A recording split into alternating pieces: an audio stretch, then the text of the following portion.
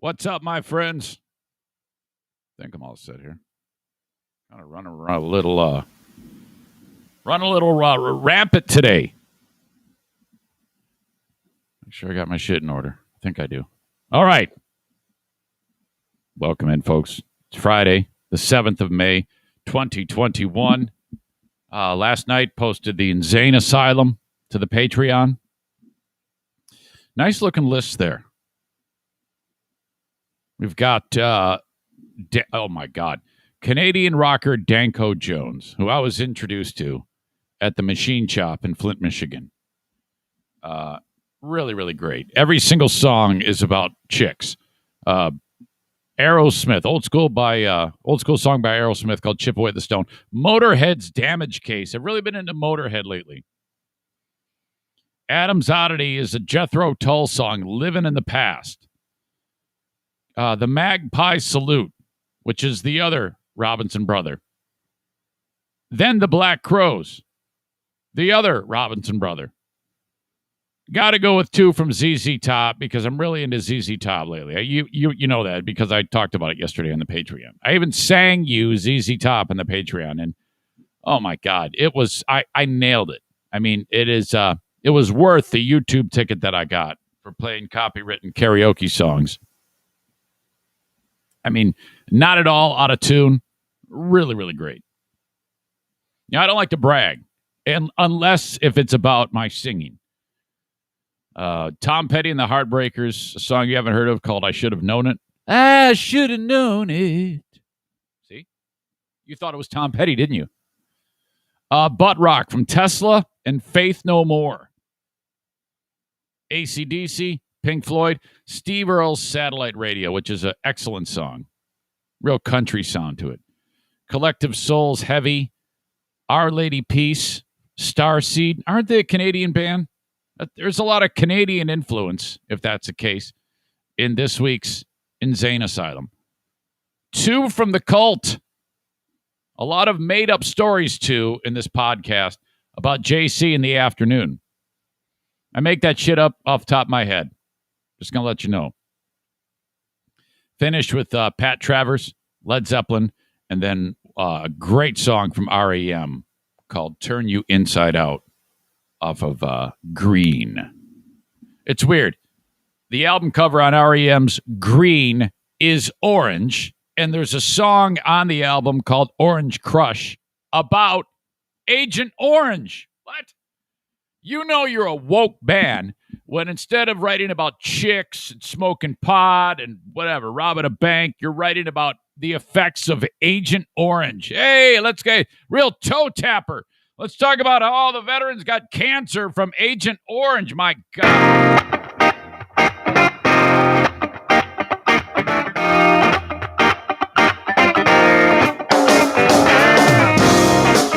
Hey, this is Blue State Rob, and you're listening to the Eric Zane Show podcast, a show hosted by a liberal Republican whose ancestry dates back to the small country of Armenia and fueled by bouts of anxiety and adult attention hyperactivity disorder, also known as ADHD. It's not the best, but still better than radio. Anyway, here's your host, Eric Zane.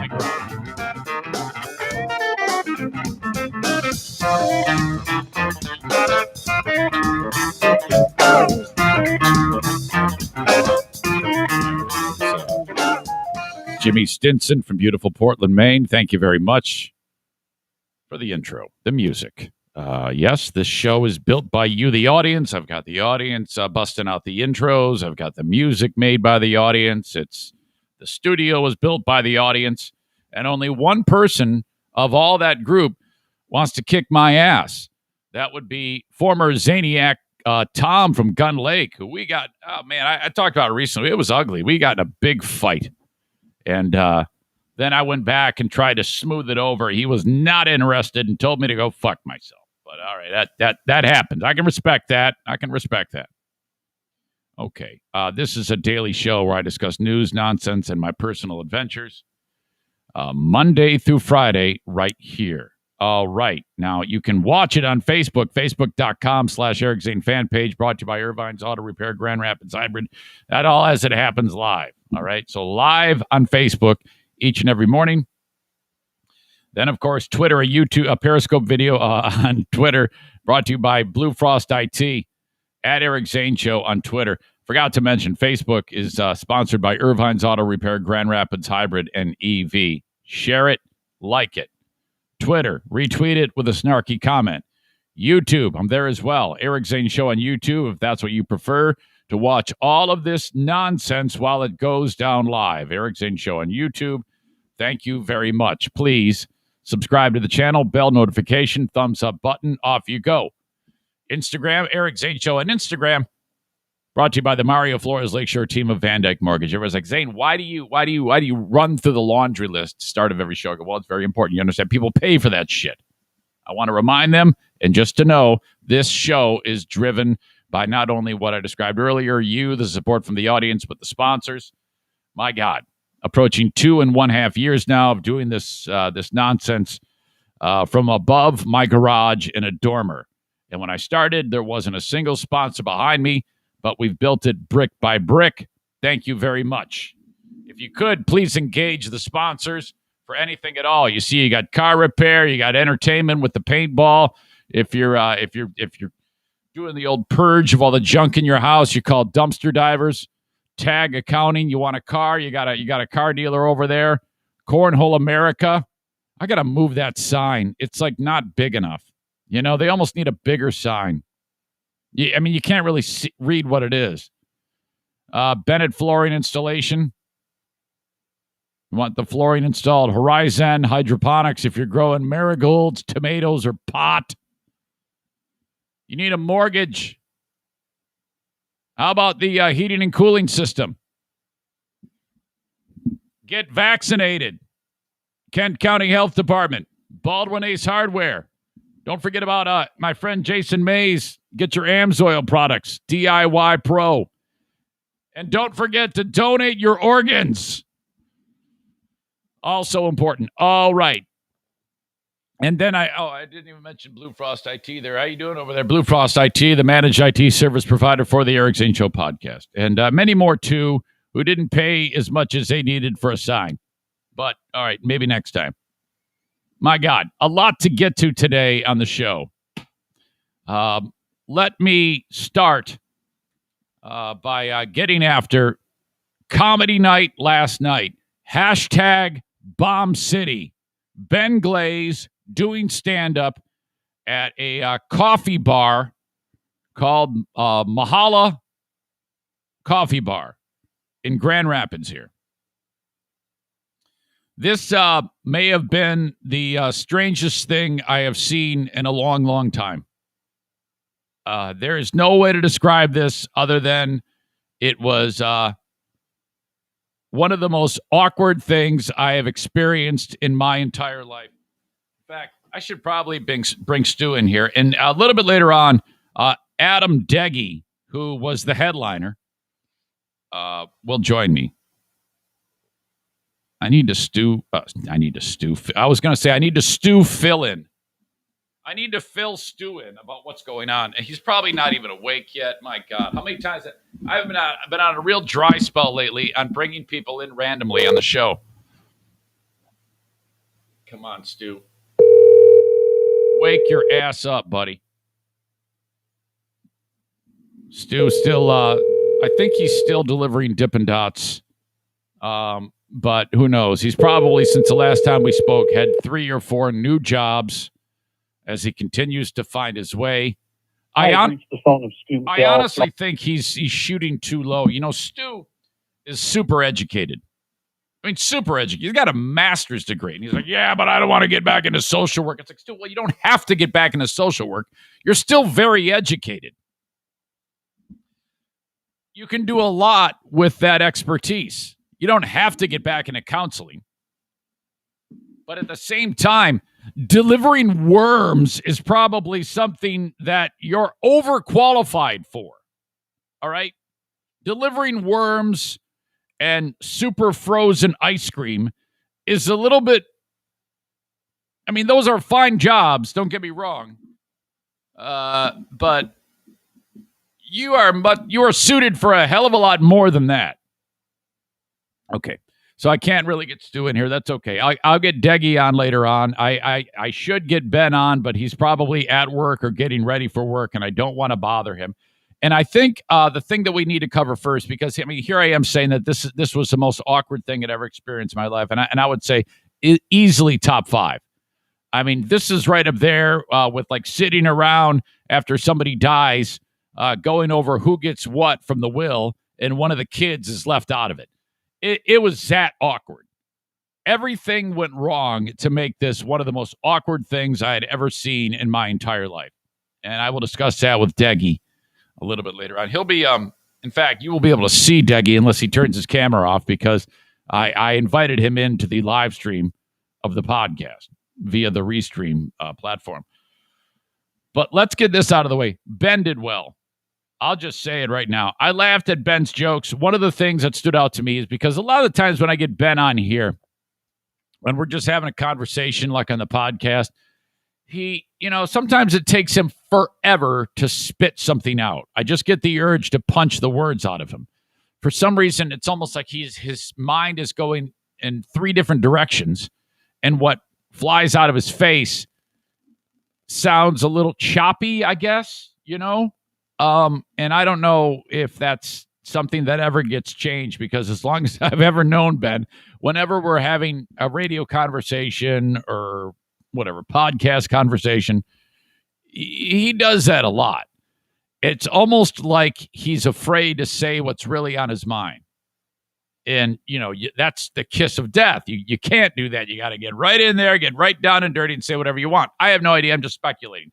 However, that did not happen when he's on stage. And I don't know if it's because he's worked on his delivery or he's done these jokes so many times. But, I don't have much negative to say about Ben. I actually laughed at his jokes. His comedy is dark. There was a dead baby joke, and I'm like, oh my God. But the fact that he's delivering some of these jokes were super dark, and he's deadpan when he's doing it, and it's pretty polished. I cannot say that okay, out of all the comics, you had, the host was really green. He was a little clumsy, no big deal, whatever, it happens. This is why open mic exists. Okay, you go to open mic events to and that's the trade-off. You get to see guys bomb or girls bomb. Not all of them, but some of them. And they're practicing new material. So that's it. And they're kind of working on their game. And the only way to do this is to get it at game speed like this. So you're in front of people. I'll say this. I walked into this joint, and it's small. And right away, the thought of being in front of strangers made me anxious. Me. And I'm not performing. And I thought to myself, oh, fuck, this is going to be hard. But, and I'm like, Jesus, Ben, this is what you do? This is, it's just intimidating. There was probably only been 1 or 2 times that I've actually had to think on my feet in front of an audience like that. It's different doing this, doing what I'm doing right now with you. I cannot see you. Okay. I know you're there. A few dozen of you, but, I can't see you. When you say something that's intended to be funny and you see everyone stone faced staring at you blinking, oh, fuck. That's not easy. It's not easy. I don't know. I mean, I would pee a little right there. But there he was. Naked to the world. So, but it was kind of like he transformed in front of my eyes, because he kept it moving. There was only a couple times.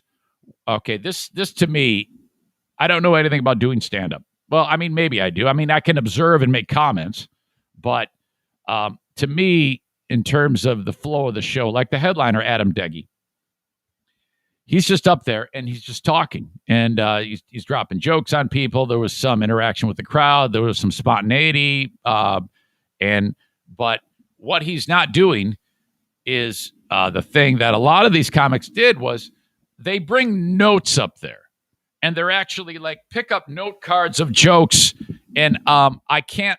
I don't care if it's a veteran comic or if it's a person who is doing comedy for the first time. If you have written jokes down on a piece of paper and they're at a stool and you're standing there, you tell a joke, and then you kind of like look down at the note, try to be inconspicuous about it, your note, and you're like, okay, I got to tell this joke. And then it just the flow, it just drops. It ruins the spell of what you're fucking trying to do. Get that shit down. I don't give a fuck if it's your first time or your 100th time. There is no excuse, in my opinion, for anyone to stand in front of a group of people and look at notes. And some of these people are like, seriously, they're sitting there, all right, yeah, say a joke, and then they pick up note cards and they're holding the note card in front of them. Oh my God, they're looking at the notes of their next joke. And then they set the notes down and said, okay, let me tell you about my car trouble. And I'm like, what the fuck are you doing? Stop that. That's no good. You're just reading me shit in a note card. Let's fucking get that shit together, man. Oh. And if you can't, in my opinion, if you can't rehearse enough before you go in front of people to at least tell me your bad jokes without looking at a note card, don't do it. Do not commit. There's no way, no how you should be doing that. What the fuck? I mean, how much can it say on there? Is it just an asterisk with one line to remind you what the joke is? And then so Ben did that a little bit, not a lot. He kind of like his energy when you have to look at the notes, you're what was a joke and a punchline, then you have to kind of pause, and it's clumsy, and it's like, shit, what are you doing? But he was not the worst at all. And in fact, I would say that of all the people that were up there, he was as polished as any of them. You had the host was clumsy. I think he was it might have been very early in hosting or something like that. I have no idea. But the sound was fucked. It was lit poorly. The audience was hit or miss on their responses and their laughter. I mean, and then there was a gang of Bosnian hitmen that were there. And you're like, what? And I shit you not. As far as I understand, okay, you walk up to the place, and there's a bunch of people that look, they look like they're from former Soviet Eastern Bloc country. I mean, the second I walked up, all I pictured, and I go into the stone cold, I don't know who the fuck is who, what is what, and I had sent Ben a text, say, I'm running late. Hey, man, stall. You know, I don't want to miss any of this, and I didn't. But I'm walking up to the place, and there's like 6 guys smoking cigarettes, and all I thought about was the Bert Kreischer bit, The Machine, when he hung out with the Russian mafia or whatever, except I didn't know that these weren't Russians. Apparently, they were Bosnians. At least that's what I was told. I guess I don't know for sure. But these guys that look like a bunch of Eastern Bloc country hitmen are standing out in front, and right away, and they're speaking a foreign language. And I'm like, boy, do not fucking look at these guys. I'm like, what the fuck is going on? And so right away, the impression I got was these people own the facility, and this is like their version, this coffee bar of the Bada Bing from The Sopranos, where, you know, Tony, that was a place where they do all the sit downs and the meetings and shit. But at least in The Sopranos, they would do it in the back room, not to disturb the customers who were there. Or what's the name of that meat joint that they would hang out in front of, where they have lunch, have a sit down there? So I think this was the West Michigan Bosnian Mafia. And I'm not shitting you, because the host goes up, and the comedians are there, and we're all doing our thing, and I'm watching, and the comics up there, and then the Bosnian Mafia sits down at couches in their own area. No one sits there. Right near, this is a small room, okay? And they are having a discussion while the people are performing loudly. As loud as I'm talking to you, they are talking to each other in a foreign language for an hour and a half. And it was so fucking awkward. I could not believe the level of rudeness. And they don't give a shit because it's their place.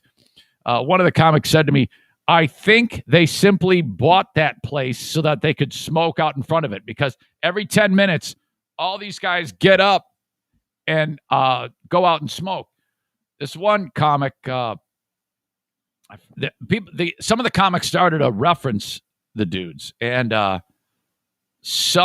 place was called Mahala. One of the comics referred to them as the Mahala Mafia, and I'm like, oh shit! I couldn't believe it. Like right to the guys' faces. He goes, oh, look at that! There we got the Mahala Mafia over here, and I'm like, you say that, but I would not put that past. I would not put the idea past anyone, and try to forget that may be a organization, a group of organized crime members right there.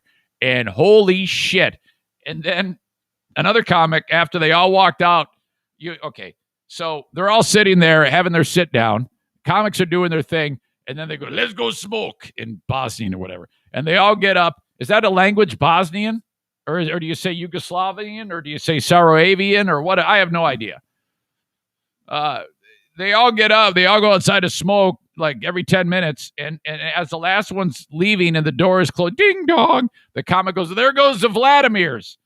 Assuming they were Russian, I guess. I don't know, but I got the joke and it was funny. I'm like, holy shit, though, man. Jesus, you got some balls. These are all big. All these dudes had giant heads. Every single one of these guys had barrel chests, giant heads. They looked like they were about 45 years old and with old man strength. And I'm guessing they were all about 28. They pulled out of some war-torn country where they probably sold arms to the Russians or some shit. I have no idea. But this was fucking weird. Really weird. So they had to contend with that, and Ben went first. And they weren't, I don't remember Ben having to contend with them having their sit-down meeting. Because I was kind of focused on Ben, but I kept hearing a conversation. I'm like, what is going on? They're actually speaking a different language over there. And it got louder and louder and louder.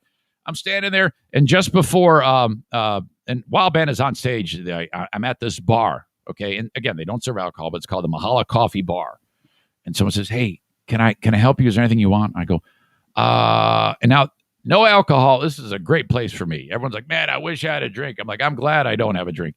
And I go, well, do you have anything with no caffeine? Like, I'll get a coffee drink as long as it's no caffeine, because I got to get to sleep at night.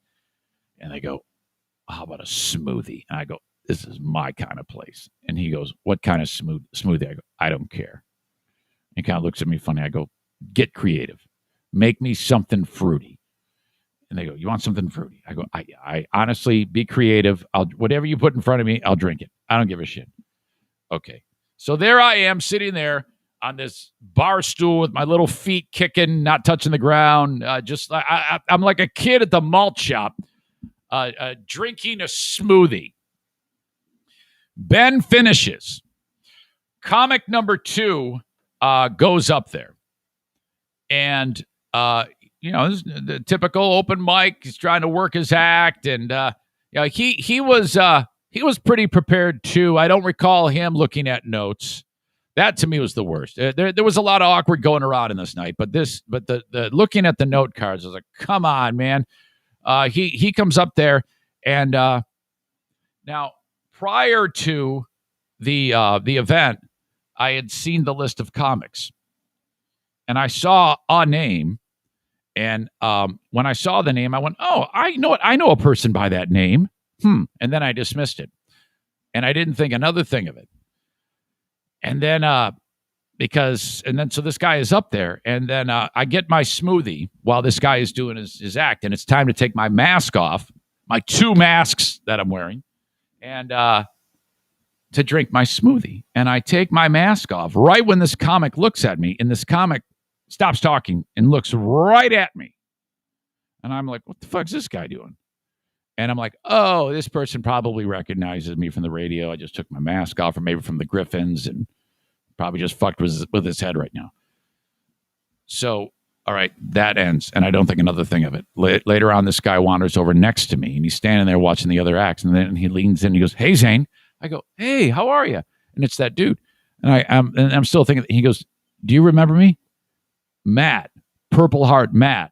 And then right when he said Matt, it dawned on me that it was the guy that I was thinking that I knew his name when I first looked at the list of comments. Purple Heart Matt was an intern on the old Free Bear and Hot Wings show more than a decade ago. And he served in Iraq and got had a hand injury. I think he lost some fingers, a roadside bomb or some shit like that. Except when I remember him, he was round. This guy is not round at all. In fact, you ever notice that when they lose a ton of weight, their actual the shape, their face appearance, like you don't know it's them. You remember that guy Carlos? What's his face? Carlos Orozco, who I talked to out of the east side of Michigan, who lost 500 pounds. Remember Carlos? No one would ever know that that's him now. He weighs 185 pounds now. It's incredible. That's what's going on with this guy. And I go, oh my God, when I saw the name, I thought, boy, I know a Matt, but I didn't think it was going to be you. And here you are. I go, you do stand up. He goes, yeah, man. So this is years ago. Purple Heart Matt used to answer the phones for us. I go, well, it's really, really great to see you, buddy. How are you? Dropped 100 pounds. He's 185 pounds soaking wet, jacked. This dude is ripped. So I'm like, holy shit, man. All these crazy little weirdo things happen to me all the time like that. So that was good to see him. So you got a lot of dynamic here. You got Ben honestly, I thought Ben was going to be shitty, okay? I thought his jokes, for me, were funny. I was laughing at because, and then the crowd. This group, boy, it's hit or miss. You had a few people that would bust out laughing, these young ladies to the side of the stage. They were laughing pretty hard at a lot of the jokes. Other folks are, I don't know, it's just a little wonky in the crowd. And then you got nobody's got a drink. And then you got the fucking Bosnian mafia there having a sit-down meeting. And then some of the comics, I don't know. I love some of those people very much. They're all wonderful people. But in my opinion, the world of stand-up comedy, there is no room in the world of stand-up comedy, in my opinion, for anyone to tell a joke, go, hey, yeah, and then the joke gets kind of like a lukewarm feel to it. And then you go, hey, hang on. And then they look at notes. Okay, I'll tell this joke. And then they come back. Hey, guess what happened to me today? It's like, oh, fuck. Quit doing that shit. Now, I get it. Easier said than done. But if I can not exactly what I say is funny when I say it, but if I can sit here for 2 hours and at least maintain my thoughts so I don't have to sit there and go, oh, fucking notes now. Come on, guys. What are you doing? No way. I'm sorry.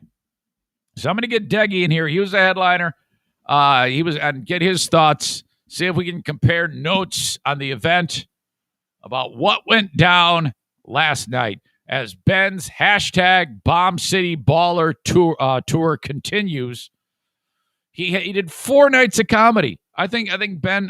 I was impressed. Because I had he's always talking about how shitty he does. So I had an expectation that he wasn't going to be able to get like one word out, but he absolutely did. So good for you, Ben. In a way, I'm proud of you, buddy. I'll just say that. I am proud of you, Ben.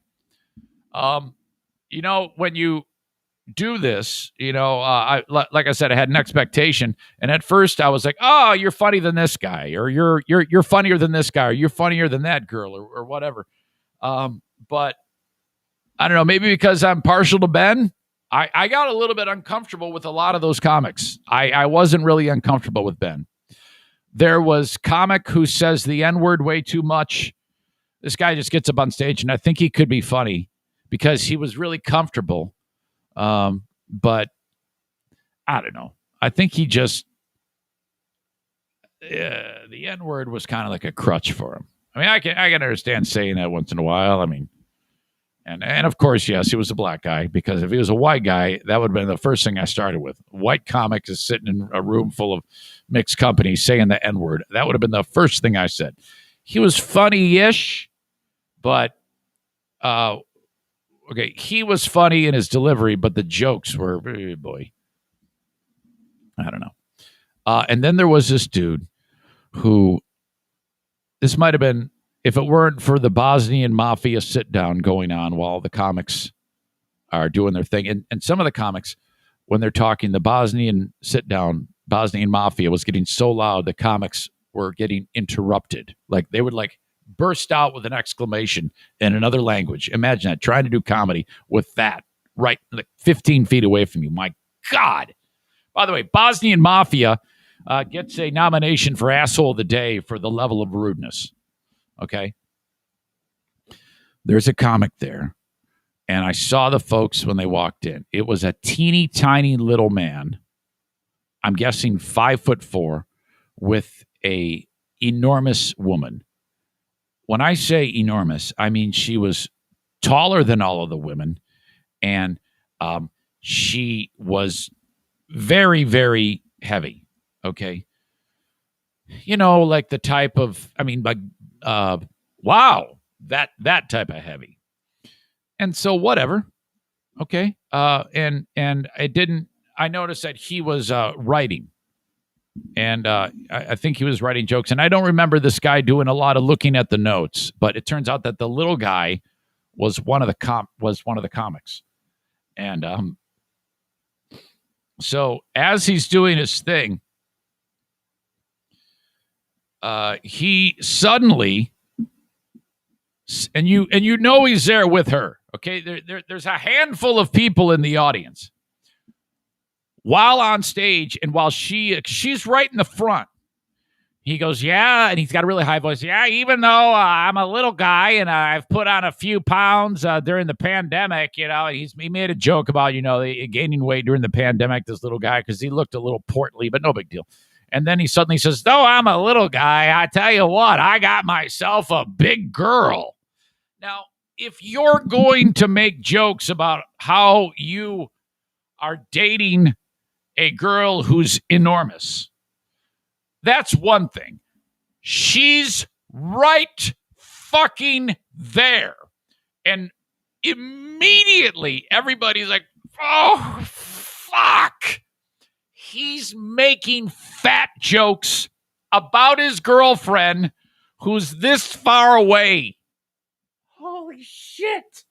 Oh. And I'm standing next to Ben. And okay, if there was any bit of awkwardness in what Ben did, no one remembers that. The only thing anyone remembers from this night is the mafia and this. Everything else is an afterthought. He is making fat jokes about his girlfriend, and she's fat as shit and right there looking like Jabba the Hutt. I mean, I'm not kidding you.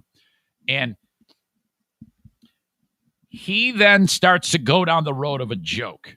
Okay. And Ben and I we muttered our own punchline to this joke and then looked at each other because we said the same punchline while we're looking at each other and started laughing while he said the real punchline. And he goes, yeah, talk about how fat she is. It's fucking terrible. And then he goes, yeah, you know, I like to smother her in kisses. And Ben and I both go, smother me with her body. We actually said that. I could hear him. He could hear me. We start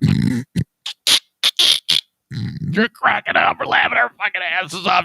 We turn around. We actually turn our backs to the stage and to the fat chick. And you hear Ben doing his laugh, his fucking snickering that is. So we're sitting there cracking up, and he goes, she wants to smother me with a pillow. And we're saying, oh, wow, the fuck? How can you talk about how big she is and you drop smother me with a pillow? You got to go for it, little guy. You got to smother me with her giant fat titties or whatever it is. It doesn't matter what the fuck you say. If you're going to make fun of how fat she is or point out how fat she is in front of the Bosnian mafia, what the fuck are you doing going with the pillow reference? You got to bust out her big fat titties. Oh, And we're like, holy shit, this is so insane.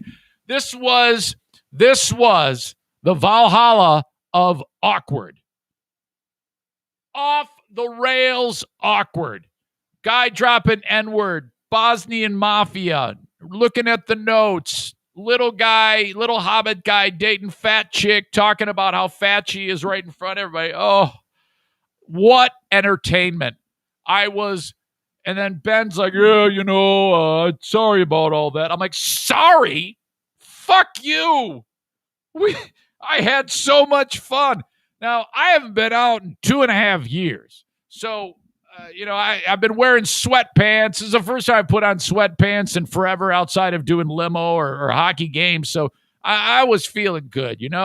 I'm there. I got to see Deggy and I got to see Nardos. I'm wearing pants. I got a smoothie. I'm sitting on the stool with my little feet kicking. I got fat, skinny guy or little guy talking about how fat his girlfriend is. She's 5 feet away from the Bosnian mafia. Oh, my God, this is incredible. I normally don't like awkward humor. This was so off the rails awkward. Holy shit. Oh, so good.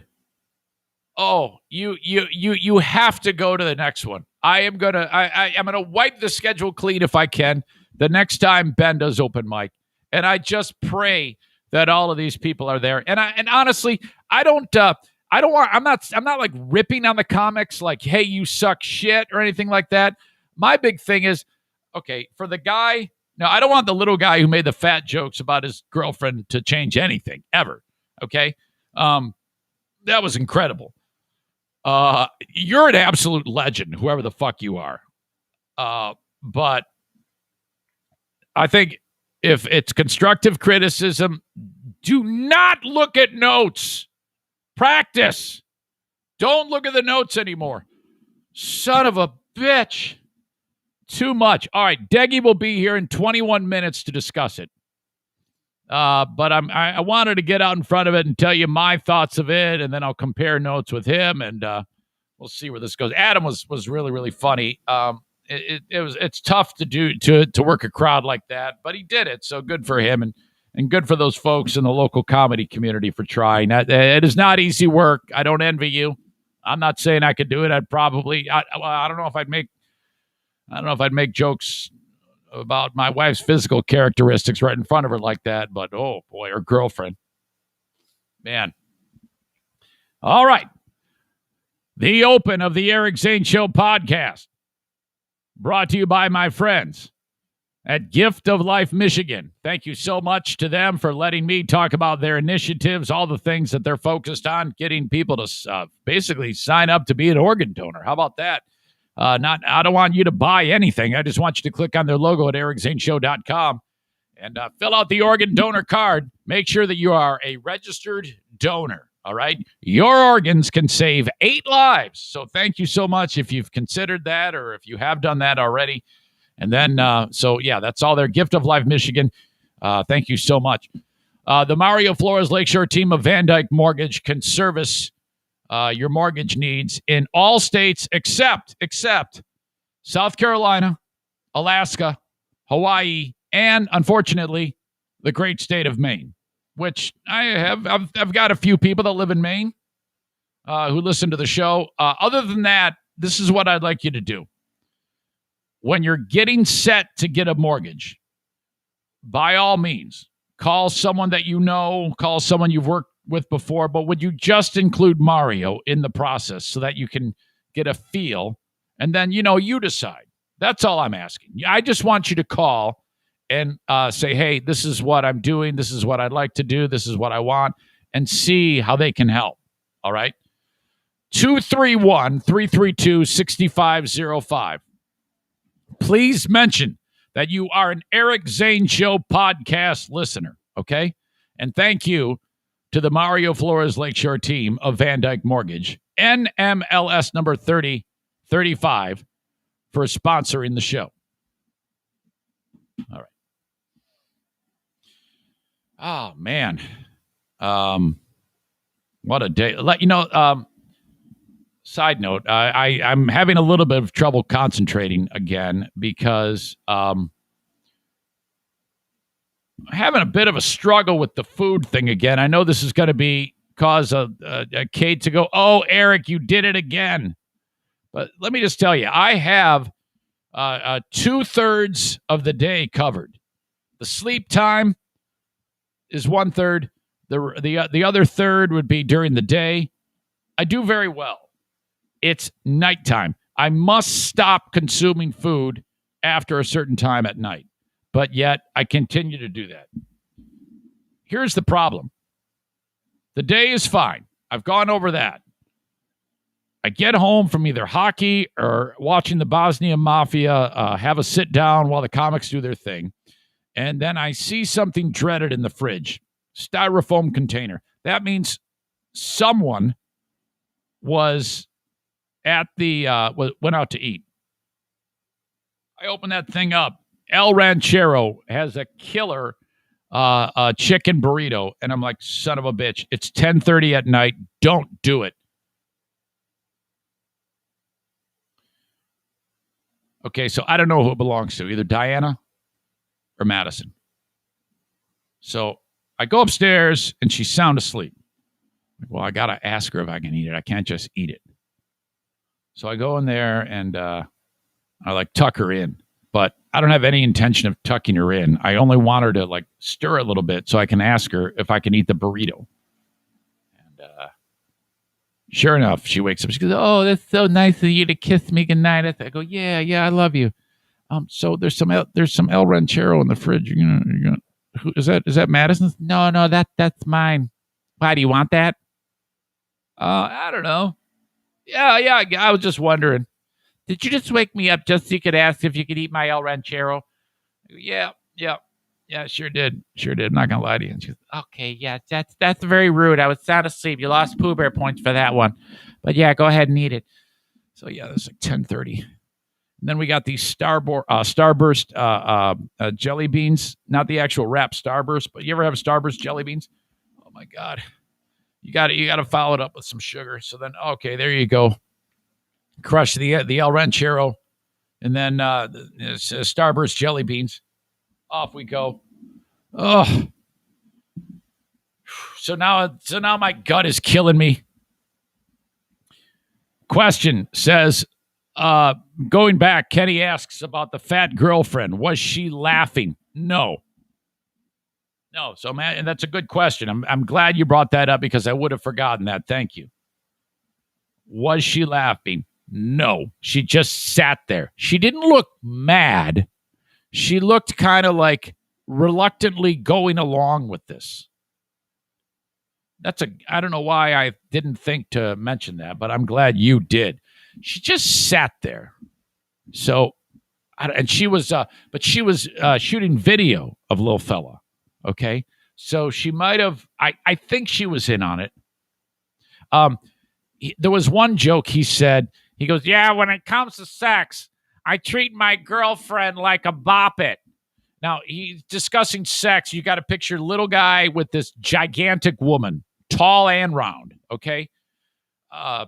She looks like one of those pumpkins you see that wins the county fair, and it's it goes on record as the biggest ever. That's what she looked like sitting on the couch. And he goes, "Yeah, I treat her like a bop it." He's got a real high, whiny voice. "Treat her like a bop it. I like to twist it, pull it, flick it. Maybe I don't flick it," or something like that. The joke was shitty. And she goes, "No, you flick it." So she was participating in the joke. So that kind of added to the awkward. Ugh. Oh my God. N says, "A bop it. Part of me is strangely curious how that works." Kate says that guy is a dick, and he's a mean little shit. Yeah, I didn't know. I was floored by that. Kenny says, "Damn, the little guy might have been smothered to death last night." Chris says she didn't say anything because she probably felt like shit. Yeah, I believe that. It was not great. It was rough. Richard says, "You all missed the punchline. She rolls me in gravy." Fuck. N says audience participation, but she was 1/3 of the audience. I'm going to hell. By the way, Francisco is really fitting in. Francisco's been here for like 2 or 3 weeks, and he's already giving me shit about starting at 8:03. Holy shit. Question, how was the smoothie? Was it like a Euro smoothie? No, the thing about the smoothie, though, is it was it looked fruity, but it tasted chocolate. So I don't know if they put like a protein powder in there or something like that. So, I mean, I consumed it, but it definitely did not taste fruity. Patriot Nick pulls Fat Chick was probably waiting for Greenpeace to come to her defense. Holy shit. Kenny says Francisco. Yeah, that's Richard Francisco. Can't you see? Well, you can't see him probably because you're on YouTube, Kenny, because you got banned yesterday. He is on Facebook, and I see all of the comments at the same time. But since you got banned from Facebook because you said you hate somebody yesterday, which is absolutely hysterical, Facebook banned Kenny because one of his comments was, I hate that chick. I think it was referring to the lady who did the who got pulled over, and she was saying calling the cop the murderer. Oh my God, that was the worst. Poor Kenny gets banned. Leave it to Kenny to get banned. Okay, let's talk about Floyd Mayweather and Jake Paul. Now, I get the Paul brothers mixed up. Floyd is fighting Logan Paul coming up in a month. Floyd and Logan Paul are doing one of those publicity things where they get together and they talk shit about each other and they try to get up some hype for the fight. And so everybody's all the cell phones are on them. There is a lot of interest for this fight because it's a sideshow, you know?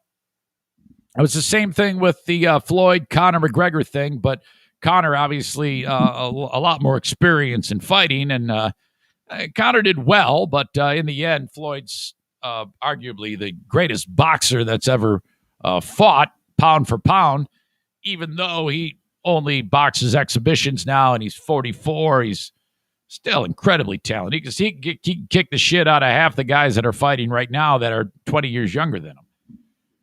But all right, now I wonder why Floyd does these things, though. He must be broke because Floyd is stupid as fuck. He is a stupid man. And, Floyd doesn't strike me as the type of guy who makes sound investment choices. So he's probably broke. So to do something like this, he stands to make a lot of money in one of these big-time pay-per-view events. And the only reason why I say big-time pay-per-view is because a lot of people are going to buy this thing. I would never dream of buying this. But I am interested in the story behind it. So these hype machine moments where Logan Paul and Floyd are there. And then this turns because then Floyd comes face-to-face with Jake Paul. He's the one who's fought another YouTuber, I think, and then he fought a basketball player, and then he fought some washed-up MMA guy, and he thinks he's like Mike Tyson. Logan has only fought one fight, and it was against another, I think it was against another social media star or maybe an MMA guy. I don't know. It doesn't matter. So he's way out of his element. He's going to get his ass kicked. But I don't think the Pauls care. They're all about their brand. Okay, I honestly think that that's all that this is about. All right, but Floyd is still outgunned when it comes to any type, because Floyd can't even talk. He can't read at all, and he's stupid. Do you remember that scene when 50 Cent, he's been a rival of Floyd's for a long time, and 50 is, I don't know how smart he is, but I know he's smarter than Floyd. Okay, Floyd can't even talk. 50 can. Excuse the N-words here. They're not my words, but they're 50's. 50 has posted videos over the years trolling Floyd. And the first one is when this all happened about the same time. 50 is talking about how him and all of some other rappers have been accused by Floyd of being idiots or something like that, or terrible things. And then Floyd talks about how all these rappers have screwed Floyd's women.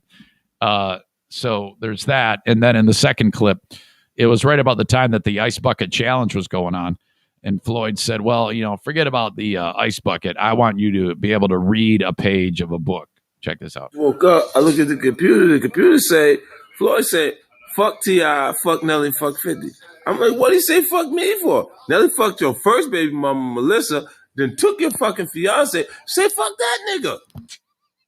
So 50 saying, I didn't have sex with your women. Nelly and Tia, what the? Woke up, I look at the computer. The computer say, Floyd said, fuck T.I., fuck Nelly, fuck 50.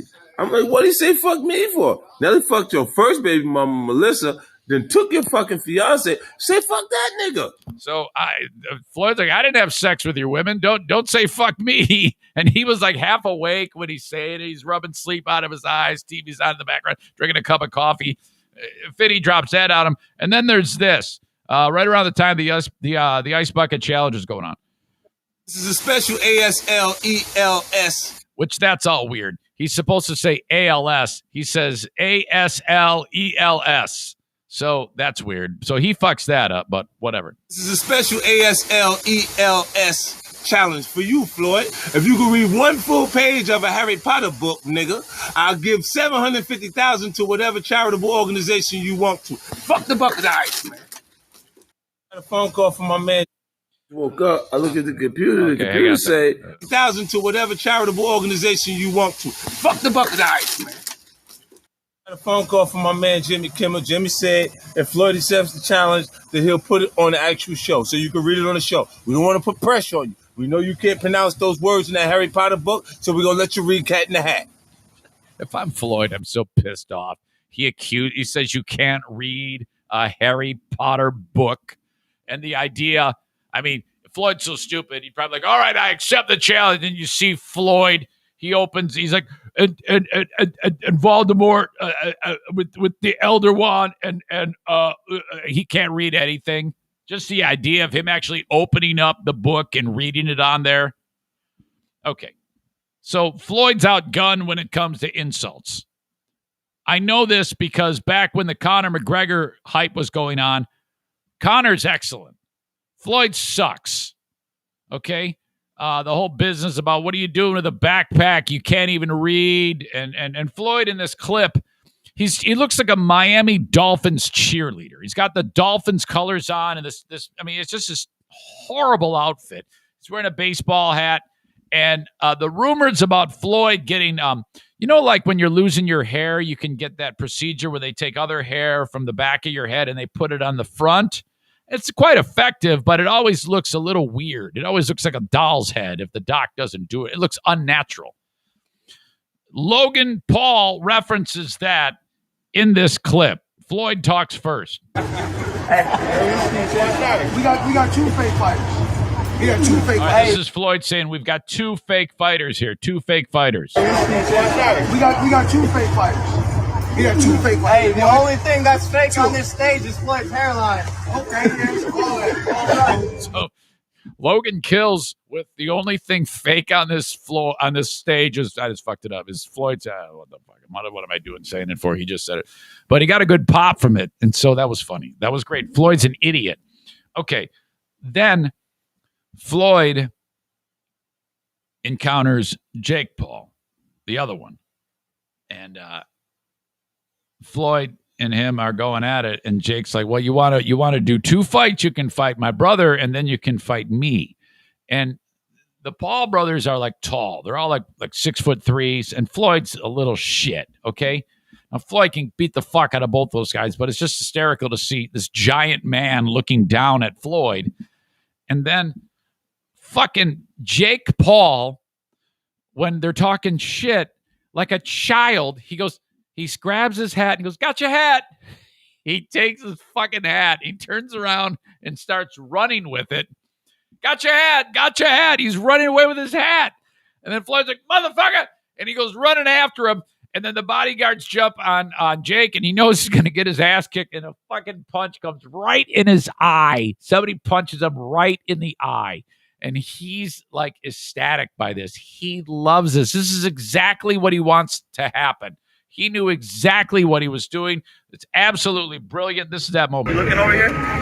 What's up? You wanna run it 2 in 1 night? Yeah. What's the boom? What's it? All right, hold on a second here. Did you happen to hear that? He says, Floyd's such an idiot. Jake goes, you want to run 2 in 1 night? And Floyd says something that's gibberish, and I've isolated it. Listen to this. Yeah. What's the boom? What's it? He was trying to say something there. Yeah. What's the boom? What's it? Huh? Yeah. What's the boom? What's it? He gets so fried, he can't even slow down. He's so fast, he can't even say words that are like distinguishable in any way, shape, or form. Yeah. What's the boom? What's it? All right, here's the whole thing. You looking over here? What's up? You wanna run it 2 in 1 night? Yeah. What's the boom? What's it? Yeah. I want to run 2. Absolutely. You wanna run it 2 in 1 night? Absolutely. So let's Absolutely. Let's do it. Let's make it happen. Let's make it happen. Yes, sir. Get the paperwork for this bum. Get Al Hammond. Absolutely. I don't need Al Hammond. Let me call Al Hammond. I'm my own boss. I'm my own 2 in boss. 1 night. Got your hat. Gotcha hat. Got your hat. Took his damn hat. And he starts kicking his ass. It was awesome. Holy shit. Yeah. What's the boom? What's it? Okay. So then this, to me, this is all just part of it. Build the hype. Okay, great. Not a bad move at all. Because everybody wants to see the spectacle. I didn't even know this was going on until Jake Paul took the hat. When Jake Paul took the hat, that's when it gets fun. That's when people talk about it.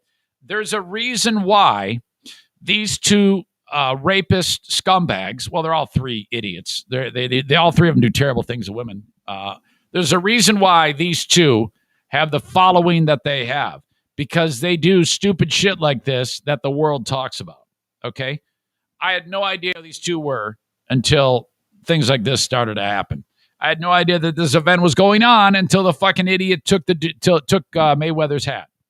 So by the end of the day, Paul has for sale on his website an entire line of clothing, hats, merchandise, T-shirts that say "Gotcha hat." Textbook. He turned it around that fast. Then he did the old, I just wanted to apologize to absolutely nobody, like Conor McGregor, because Conor McGregor weighed in and said, this is an absolute embarrassment. It's like, oh, yeah, like you got a lot of room to talk. Dude who walks on stage with a suit that says "fuck you" all over it. I mean, come on. This is textbook hype. This is how you do it. And so I applaud them on how they pulled that off, but still, just so damn stupid. Well, what the hell? That's how you do it, man. Will I buy the fight? Of course not. All right. Hang on a second. I got to see if Dougie is ready to go because I sent the link, period. Click on it. At least I think I sent it. Yeah, there it is.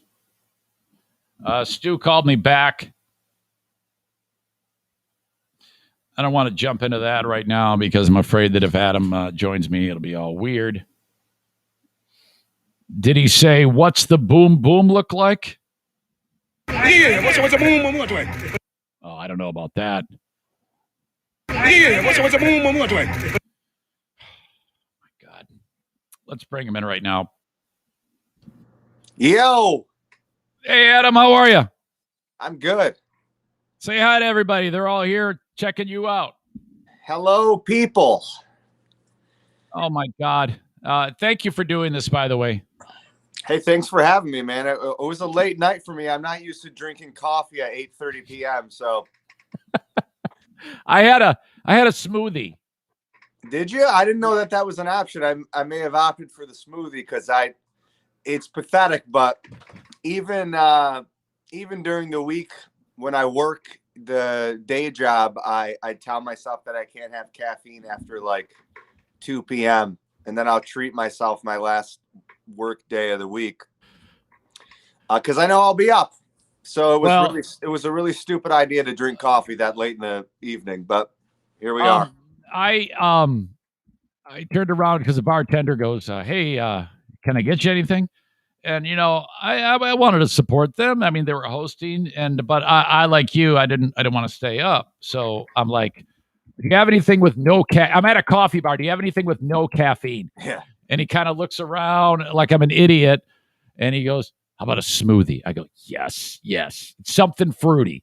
And they go, "That's it." I go, "I don't care what you do, just whatever you put in front of me, I'll drink it." So I get the fucking thing, and it's purple. And I'm like, "Oh, this is gonna be perfect," and it tastes chocolatey. So I was like, whatever. Beggars can't be choosers.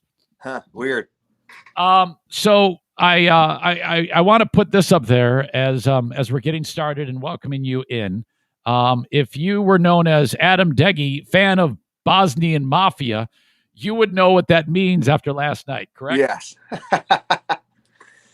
Me and the Bosnians don't get along, man. I don't know if it's geography has never been my strong suit. I honestly, I have no idea where Bosnia is in relation to Hungary, because I'm technically Hungarian. But I have a feeling that they just don't get along. Okay. Now, I understand that some or all of those gentlemen own the premises, yes? I believe so. So I have no idea if, the guy behind the bar owned the place. I don't think so. It's just funny because they've got signs up everywhere, about it's mandatory to wear a mask and the restrictions and stuff. But it's obvious that they just have them up because they have to, Yeah. Oh, yeah. Because of the state. Because then there's two guys playing pool when we get there, no masks, couldn't care less. And holy shit, I can remember working with my old man and some guys, and we etched glass, so it was art glass. My dad was really talented. Okay. But when the art glass department was slow, which would happen because it's people don't need art glass. Right. The same company owned a carpet laying company. What I'm trying to get to is these dudes would literally take cigarette breaks every 15 minutes. Half of the job was just smoking cigarettes. And that's what it reminded me of last night, because every 15 minutes, those guys were just outside puffing away. That's why I said to you, it's I honestly think they just opened this place so they had another place to smoke. Yes, and that was a great joke. I was like, shit, you should have said that last night, because it was fucking killed. It was, oh man, I'm surprised they haven't just said screw it. They clearly and just started smoking inside again, because clearly, rules and regulations don't mean anything to those people. I got out of my truck, I walked up, and that's who I saw. And something about people from former Soviet countries, they have enormous heads. Yeah, did you notice the size of the heads on all of those men? We can't say they all do, but we can't say that, Zane, but certainly that group of guys. Well, all of them had enormous heads, and I'm like, I walk in, and I heard a different language, and right away I'm thinking my spider sense is tingling. I'm like, do not say shit. Just walk right by. Those guys, they'll break your fingers.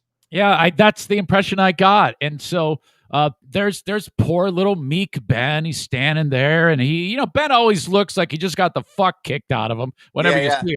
And so, he's still at that stage, and I'm like, oh yeah. So I see, I go, hey, who else is here? He goes, Deggy's over there with Nardos. I go, okay, awesome. So go say hi to you guys. And then now, so that all unfolded. And I've been detailing on the show that this was a fertile environment for awkward, because of the Bosnians. Not only were they there and moving a lot, but they're talking out loud. Intimidating. Yeah. And it's, you have similar situations when a bar will host a comedy open mic or even a regular paid show, and the owner is the loudest guy in the room talking, and you're just like, well, what? There's nothing we can fucking do because this guy owns the place. Yeah. And there's 6 or 7 of them in back, just sitting in those couches around a table, just chatting away. Yeah. Yeah. And I thought to myself, go back outside and have the conversation, just because. Yeah. How could they hear each other? Because Nardos is telling jokes, and these guys are like, yeah, it's. I'm sure they were discussing potentially murdering all of us. And I guess that several comics have already made a joke about like that, the cafe bar being a front for, real mob stuff. I could see why people would say that. They're certainly laundering money in one way or another, but good for those guys, Well, I forgot it was the American dream. The Pakistani dude, he referred to them as the Mahala Mafia. I think it was a Pakistani dude. He was excellent, by the way, very, very funny. Yes. And then someone else when they were all leaving out, that there goes the Vladimirs or some shit like that. I was like, yes. I'm like, oh my God, holy fuck. Yeah, well, I mean, at least I would assume they're paying attention enough to hear the jokes and be fine with it. So that's cool. Well, I was tempted to like walk up, get up the nerve, but there's no way I'm going to get up the nerve. But in my mind, I was like walking up when they're having a smoke break, saying, "So they're all making jokes about you guys. Are you down with that? I mean, do you know what's going on?" But I'd have been dead, so that would have been a bad idea. But I was fantasizing about actually going through with that. They'd snap your neck. Did you? I'm sorry. Go ahead.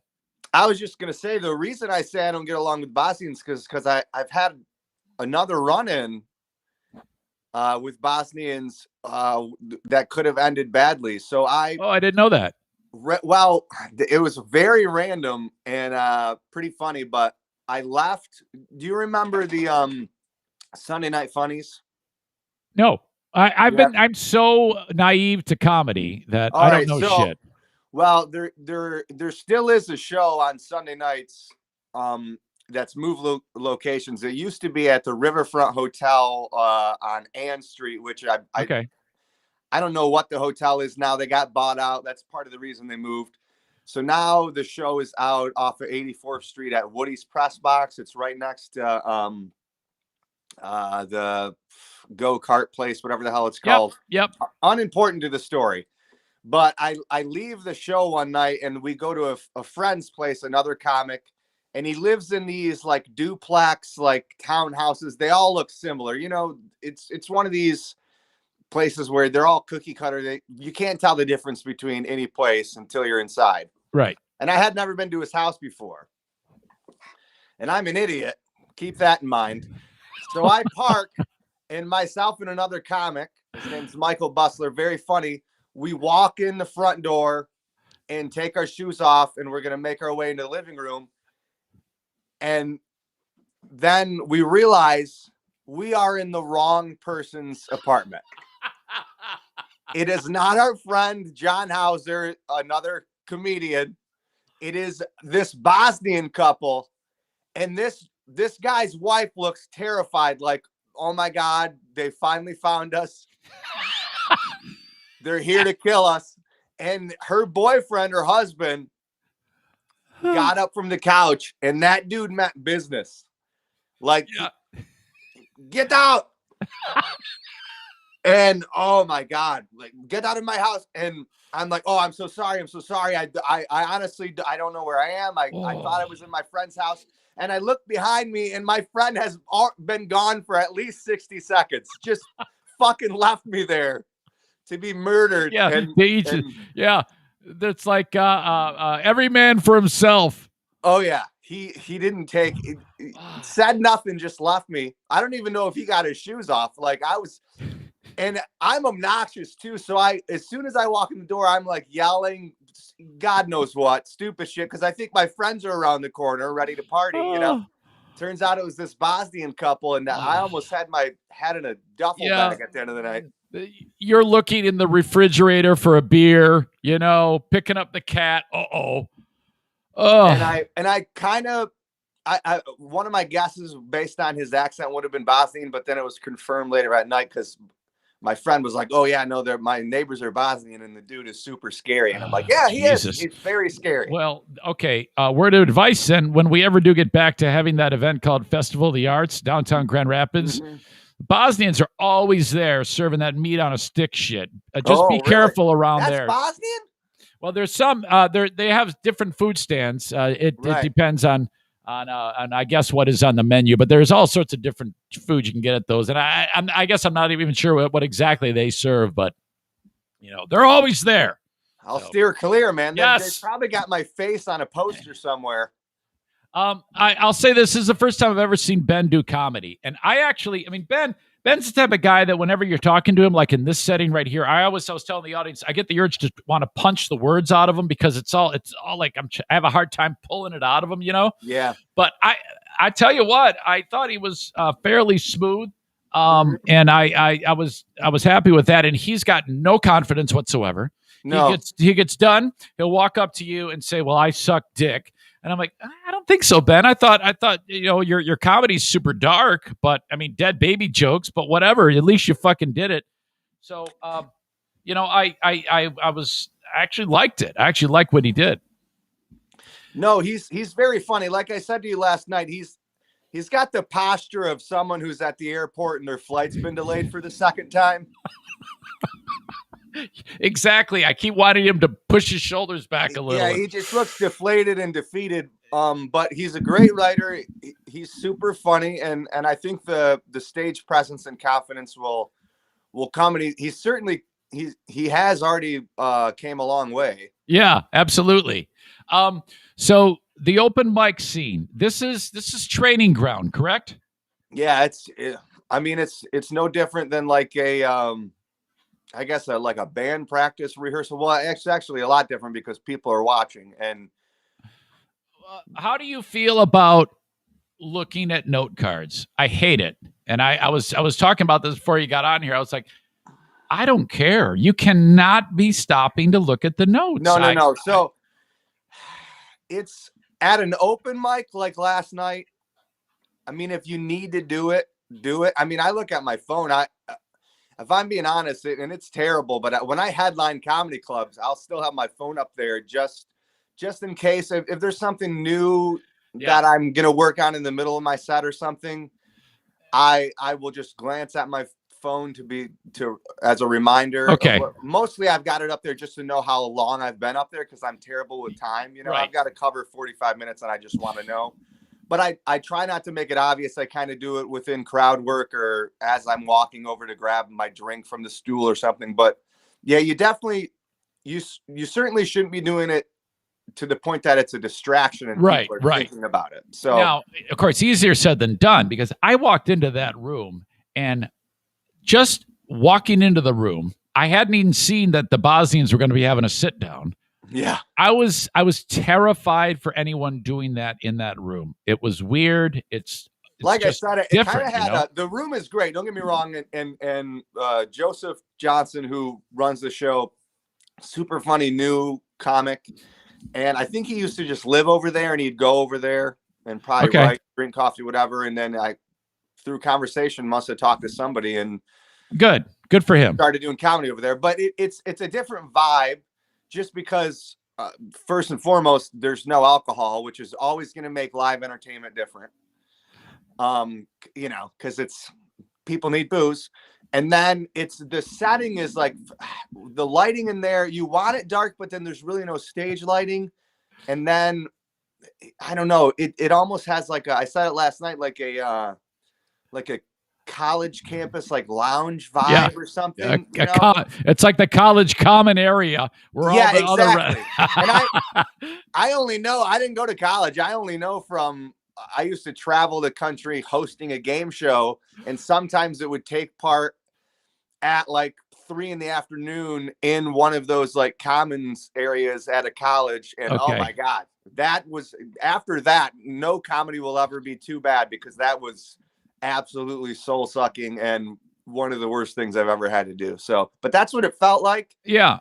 I can totally picture that. And then the audience was just kind of, I don't think they were used to anybody talking to them because as I'm asking them questions, they were like afraid to answer. And I wasn't asking like, hey, what's your dick size specifically? Yeah, I know. I think you asked who here is middle aged? Yeah, or who here is in their 30s? That's why I was like, did these guys threaten you? That's right. You did say that. Did the Bosnians threaten you? Now, Adam, you said I was so embarrassed because you asked a very simple question. You said in your act, the bit was, I don't want to say too much of it on a record, but whatever. You said something about people who assassinate people have three, their middle name is used. You say all three names. And you said, who killed Abraham Lincoln? And at the same time that everybody is saying John Wilkes Booth, one asshole said Lee Harvey. Oh, and it was your old pal Eric. Yeah. And you that's the most common one that people mix up. Because his name's the most famous in relation to president assassinations, it's normal for people to say that. I mean, you're a moron, but yeah. It's normal. And I went, oh no, and my ears got hot, and you looked at me, you go, you already fucked it up. It's such a dumb, silly joke. And it's also just because, and I know why they do that. Obviously, when somebody assassinates somebody, they use all three names because they don't want, if the guy's name's John Smith, right? And there's 1,000 John Smiths, you don't want some poor asshole who just, delivers milk for a living. And they would. Yeah. Getting his shit kicked in because it's got the same name. So, and then I busted out laughing because it was an impromptu moment, and it just fucking killed me. Can I say what happened? Of course, yeah. Okay, Adam's talking, and the dart machine goes beep, beep, beep. The dart machine in the back of the room goes beep, beep, beep, beep. Of course, and Adam goes, that noise means one of you at the end of the show has to suck my dick. I was thinking about that after the show. Like, why do you say things like that? There was this like younger, super funny girl who I think is relatively new. She may have been doing comedy for, I don't know, 10 years. But she was super comfortable up there and very funny, but her mother was at the show. Oh yeah, that's what I meant. It so contributed to the awkward. There was so much awkward there.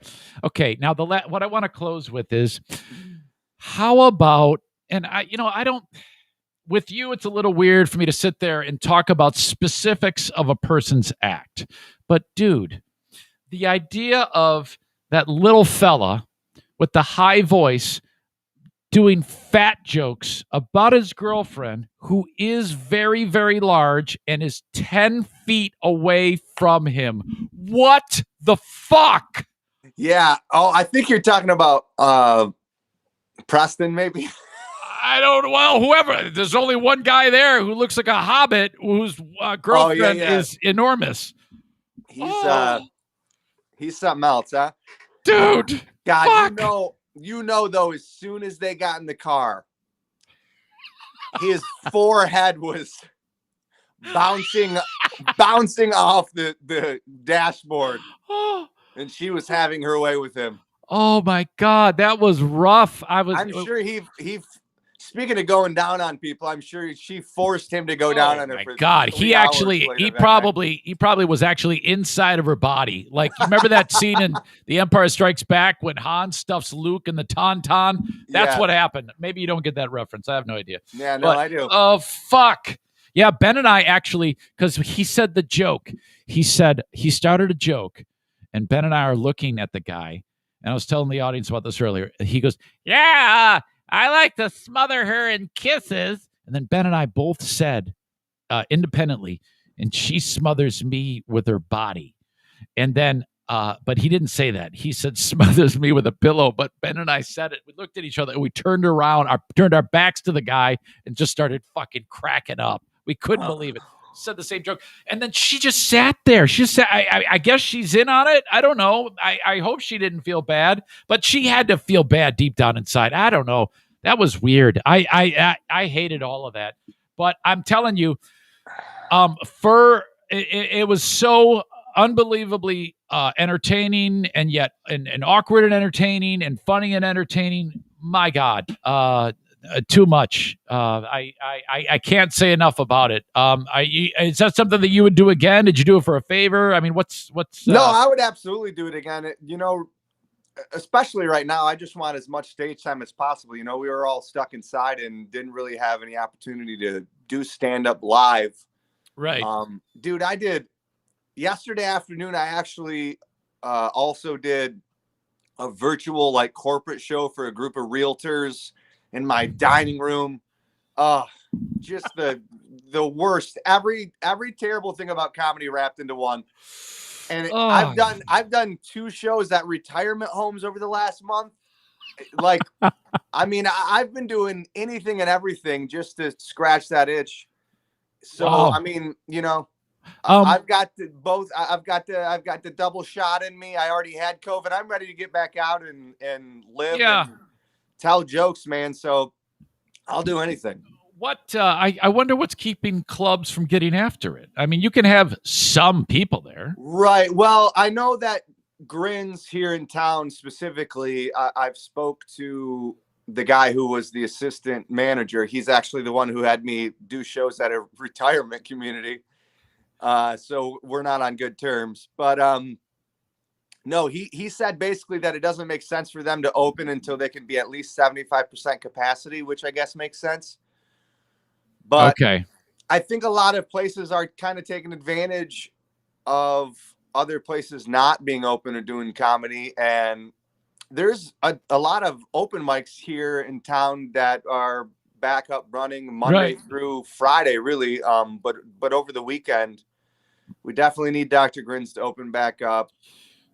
Clubs in other places have, I know, like in Detroit, I've already been out there working clubs. I'll be at the Comedy Castle in June.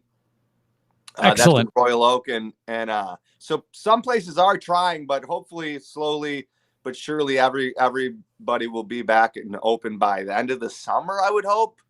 I don't know. Yeah, have you talked to Veltman at all? I have. So, is he still in the game? I know. I haven't oh talked to yeah, Don he's at all. still in the game. You know, he's got his kid. He's like trying to coach, and he's got a whole separate life. You know, I know it.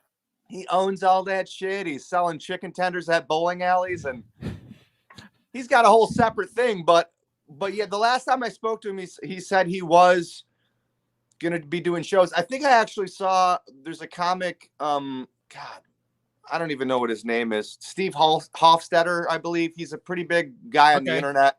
He's got a ton of followers on YouTube, and I think he's going to be at the bowling alley in Muskegon, maybe like this month or next. Okay, yeah, he is doing shows. Yeah. Well, what he benefits because that room is enormous, and he can so big. So, you know, I mean, maybe it would be worth his time to put people in that room. So, Joey writes, go check out Adam on May 29th in Otsego. Is that show still on? Oh my God. It's not. It isn't. No, that was actually the 28th, and I double booked it, and I had to bail. Oh, okay. But still go out to that show because a friend of mine from Detroit, his name's Bill Bouchard. He's actually headlining the show now, and he's super, super funny. So still go support. It's at the Liquid Note Brewing. Excellent. Bar / brewery. So hit that up on the 28th. Yeah. Can people? Okay, we're ending the week right now. I don't know if you're taking the weekend off. I know that your lovely better half. You're probably going to be doing all sorts of chores. You know, maybe fun things with her. Like she does have. I'm sure she's got a list of things for me to do. I bring that up because I worked with her, and it's funny because she's the type that Adam's the guy when they go out. Adam will say something. She's the one who's just like, God, you're a fucking idiot. You know, shut the fuck up, Adam. It's a funny dynamic. I almost wish you two could put your lives out on social media because it's that type of funny. Oh, she talks a lot of shit. She actually, she in public the other day, she snatched my hat off my head, and then we almost fought. Several people had to hold me back. Okay. Now we're selling merch. Okay. Yes. Good. Adam, are you website? Can we talk about that? Any appearances in the next week? Maybe some open mic stuff. What is going on? Please. Out on social media. I'm everywhere from YouTube to Instagram. I got a page on Facebook. All that good stuff. Adam Deggy. Last name's DEGI. There's not going to be another one, so I'll be easy to find. I'm doing actually a backyard show in Detroit the 28th. That's what I had to bail on the other show for. I didn't do it previously, so I've got to do it this time. It's a lot of fun. A a comic out of Detroit. Her name's Johanna Mandronda, I think is how you say her last name. I probably really fucked it up, but sounded right to me. Funny. And like I said, I'm headlining the Comedy Castle in Royal Oak in June. Wow. I believe the weekend of like the 11th and 12th. So if you're in the Detroit area or you want to make a drive, you can check me out there. Anything else I can't think of off the top of my head, I don't have it in front of me. Mark Ridley's Comedy Castle, legendary room. Yes. You know, when it comes to legendary rooms in the United States, that's one of them. I mean, or at least it was. Yeah. Are you talking about because of COVID? No, just because they're booking me to headline now. Oh! So. See, I've headlined there once previously, so it's probably lost a little bit of its luster. Come on, knock that self-deprecation bullshit out. I get it from Glaze. Jesus, yeah, I know it. I know it. When I walked in there, I see Ben, and he goes, I don't know. You know, of course, no confidence. He walks into the room. He already is convinced he's going to be terrible. He's like, I don't know. Looks like a pretty woke crowd. I go, what are you talking about? He goes, I got it. Poor guy. Like, how does he go into sex with his girlfriend? Right. I just so you know, I'm probably not going to make you come.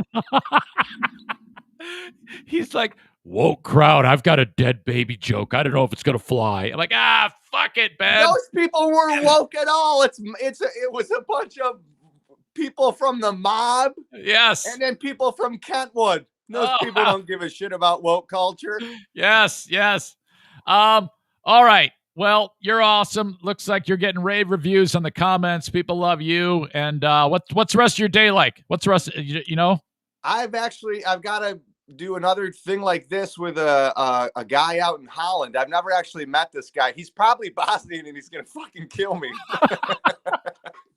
I met him.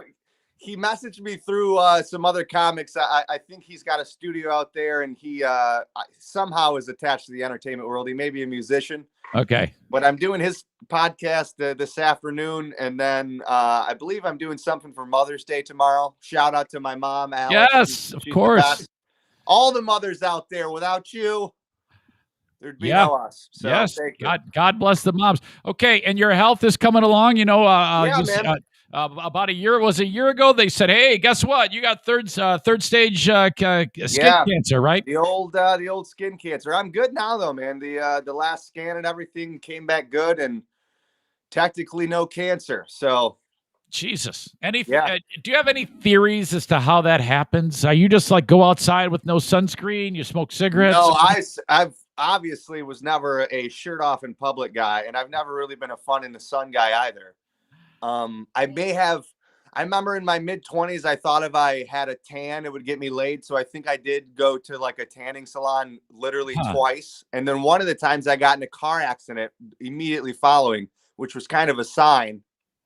Wow. But not enough of a sign because I later got skin cancer. But no, I had a mole on my back since I was a kid. While we're on the subject, May is actually Skin Cancer Awareness Month, especially for melanoma. My wife and I do a virtual 5K. It's the second annual. So the weekend of my birthday, which is the 21st and 22nd, I believe, anybody can do a virtual 5K. You can run, skate, jog, whatever. And then you just post a sweaty selfie after on social media with the hashtag move for melanoma. And then you can go to the link that we'll put on the internet to donate to the Skin Cancer Foundation. It's a good cause. It's great for awareness. A lot of people have misconceptions about skin cancer. Like myself, I thought you would just have a mole or something pop up one day, but it could be something you've had forever and then it changes and you've got to get it checked out. So if you got any weird shit on your skin, go get it checked out at a dermatologist. Get in front of things so you're not in a situation like mine or an even worse one. But yeah, it's Skin Cancer Awareness Month, so just keep that in mind. Google something for Christ's sake. I mean, you did your own research on the vax, didn't you?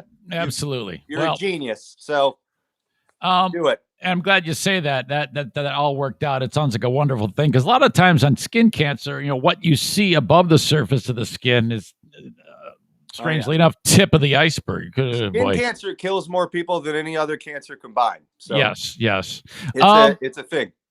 So, real quick, it just popped into my head. Are you excited about? Are you trying to not get excited about the Lions? There's a few websites I frequent almost on a daily basis, and I'm more excited about the coaching staff than I am about the roster at this point. And I'm glad that they're kind of all but saying like, hey, we're going to suck for a couple of years and build this thing from the bottom. I'm just glad they got rid of Fat Trisha, man. I hated that guy. Okay. Yeah, I agree with you. He was terrible. I like that they've made all these moves to get the people in place to protect the quarterback. Because, let's face it. There have been some teams that have done very well with shitty quarterbacks. No, that's how you have to build from the inside out. They got that lineman. They got the D tackles. I think we've tried the skill position thing before where the quarterback's got no protection. We can't run the ball, but we have these number one receivers and shit. Let's try it the other way for a while. And then later we'll get rid of this golf contract, have a little more money. They can get free agents or other guys in the draft because they're probably going to be picking in the top 5 again, at least for the next year. And then they got these picks from the Rams in the Stafford trade. Yep. And I like it, man. I'm on board. I always drink the Kool-Aid, though. I'm a moron. So I am going to set my sights on a goal for 6 victories, and I think that's lofty. I think probably more like 4 or 5. But we don't want more than 6. Yeah, we don't. I mean, fuck it. We're Lions fans. We've waited. I was 21 years old when they last won a playoff game. You were probably like 10. Jesus, maybe even younger than that. But my God. It's okay. We can wait. We can wait. You just think about how many Lions fans' dads have died. Yes. Without ever seeing them win shit, and you just hope that you don't become that dad. I remember when they beat Dallas in that divisional round and went to the NFC Championship game. They had lost to Washington earlier in the year badly, and I was like, oh, rematch. We're going to do it. And then we went to RFK Stadium against Washington, and we got the shit kicked out of us in the NFC Championship game. It was so bad. That's my one glory moment of the Detroit Lions. So. It's gross, man. But maybe it's finally going to change. Fingers crossed. Yeah, buddy. All right. Well, hey, thanks for doing this. I kept you much longer, but you're so easy to talk to and fun. Everybody loved you. I really appreciate it. Okay. Hey, I appreciate you, man. I promise the next time you get into some social media beef, if you call me, I'll answer the phone. Oh my God. I've been just getting murdered. I get so antsy about this. Oh, Jesus. All right, buddy. Thank you so much. All right, Zane. Take it easy, man. Yeah, buddy. You too. The one and only Adam Deggy. Very fun. He's great. Oh, see what I described to you about what happened at the open mic. All of that was just like I described it. Absolutely incredible. What a thing. Thank you to Adam Deggy. Hey, folks, Mother's Day right around the corner. Don't forget about me on Cameo. Cameo.com/Eric Zane. Don't wait to the last minute. I would love to do a cameo for your mother. Do it right now while the podcast is going on. Open up the Cameo app or go to your desktop, laptop, or however you get to the booking site and book me. It's just going to cost you $15.99, and I will do a bang-up job for you on Cameo. Thank you very much. The managed IT service provider for the podcast is Blue Frost IT. Online at bluefrostit.com. Now, whether that's for your small or medium-sized business, having your own IT staff, or if you're looking to do a project, move the entire office, retrofit the office, building starting from the ground up. Business starting from the ground up, you're going to need tech. Okay, this is who you call because they take care of it. Well, okay, so what about firewalls? What about printers? What about monitors, actual computers, keyboards, the mouse for each of those computers, anything at all, tech support. They have it all, and they can take care of everything. A complimentary consultation is what you need. Just call them and say, hey, this is what we're thinking about doing. Because when they sit down with you in that consultation, they're going to ask you your business's needs and what you do in your business. And they're going to say, oh, well, you need this, you need this, you need this. I don't know. It's all computer shit. I have no idea. But they know. And they'll price it all out for you. You say, yep, do it. They buy it all. You pay for it. They install it all. That's part of the service. and then keep it going with a managed IT service contract. I have one of those. My stupid face. Every month, I pay a subscription fee. It's small, and then I am covered. If anything goes south tech-wise, I call them, and boom, they're on top of it. Blue Frost IT, the number one managed IT service provider and project work in West Michigan. BlueFrostIT.com. Send them an email, info@BlueFrostIT.com, or call 616-200-8550. 616-200-8550. Hang on a second. A little bit toasty in here. Don't forget about Horizon Hydroponics. Online at horizonhydroponics.com. Okay. Whatever you're growing. And I think we're pretty close to having a frost season done here in West Michigan. Might have had one today. I don't know. It was pretty cold. But nevertheless, the outdoor planting season is pretty much here. Some of you have been growing indoors, and those plants are pretty big. You're getting ready to put them into the ground. For anything at all that you need for growing, Horizon Hydroponics has everything you need.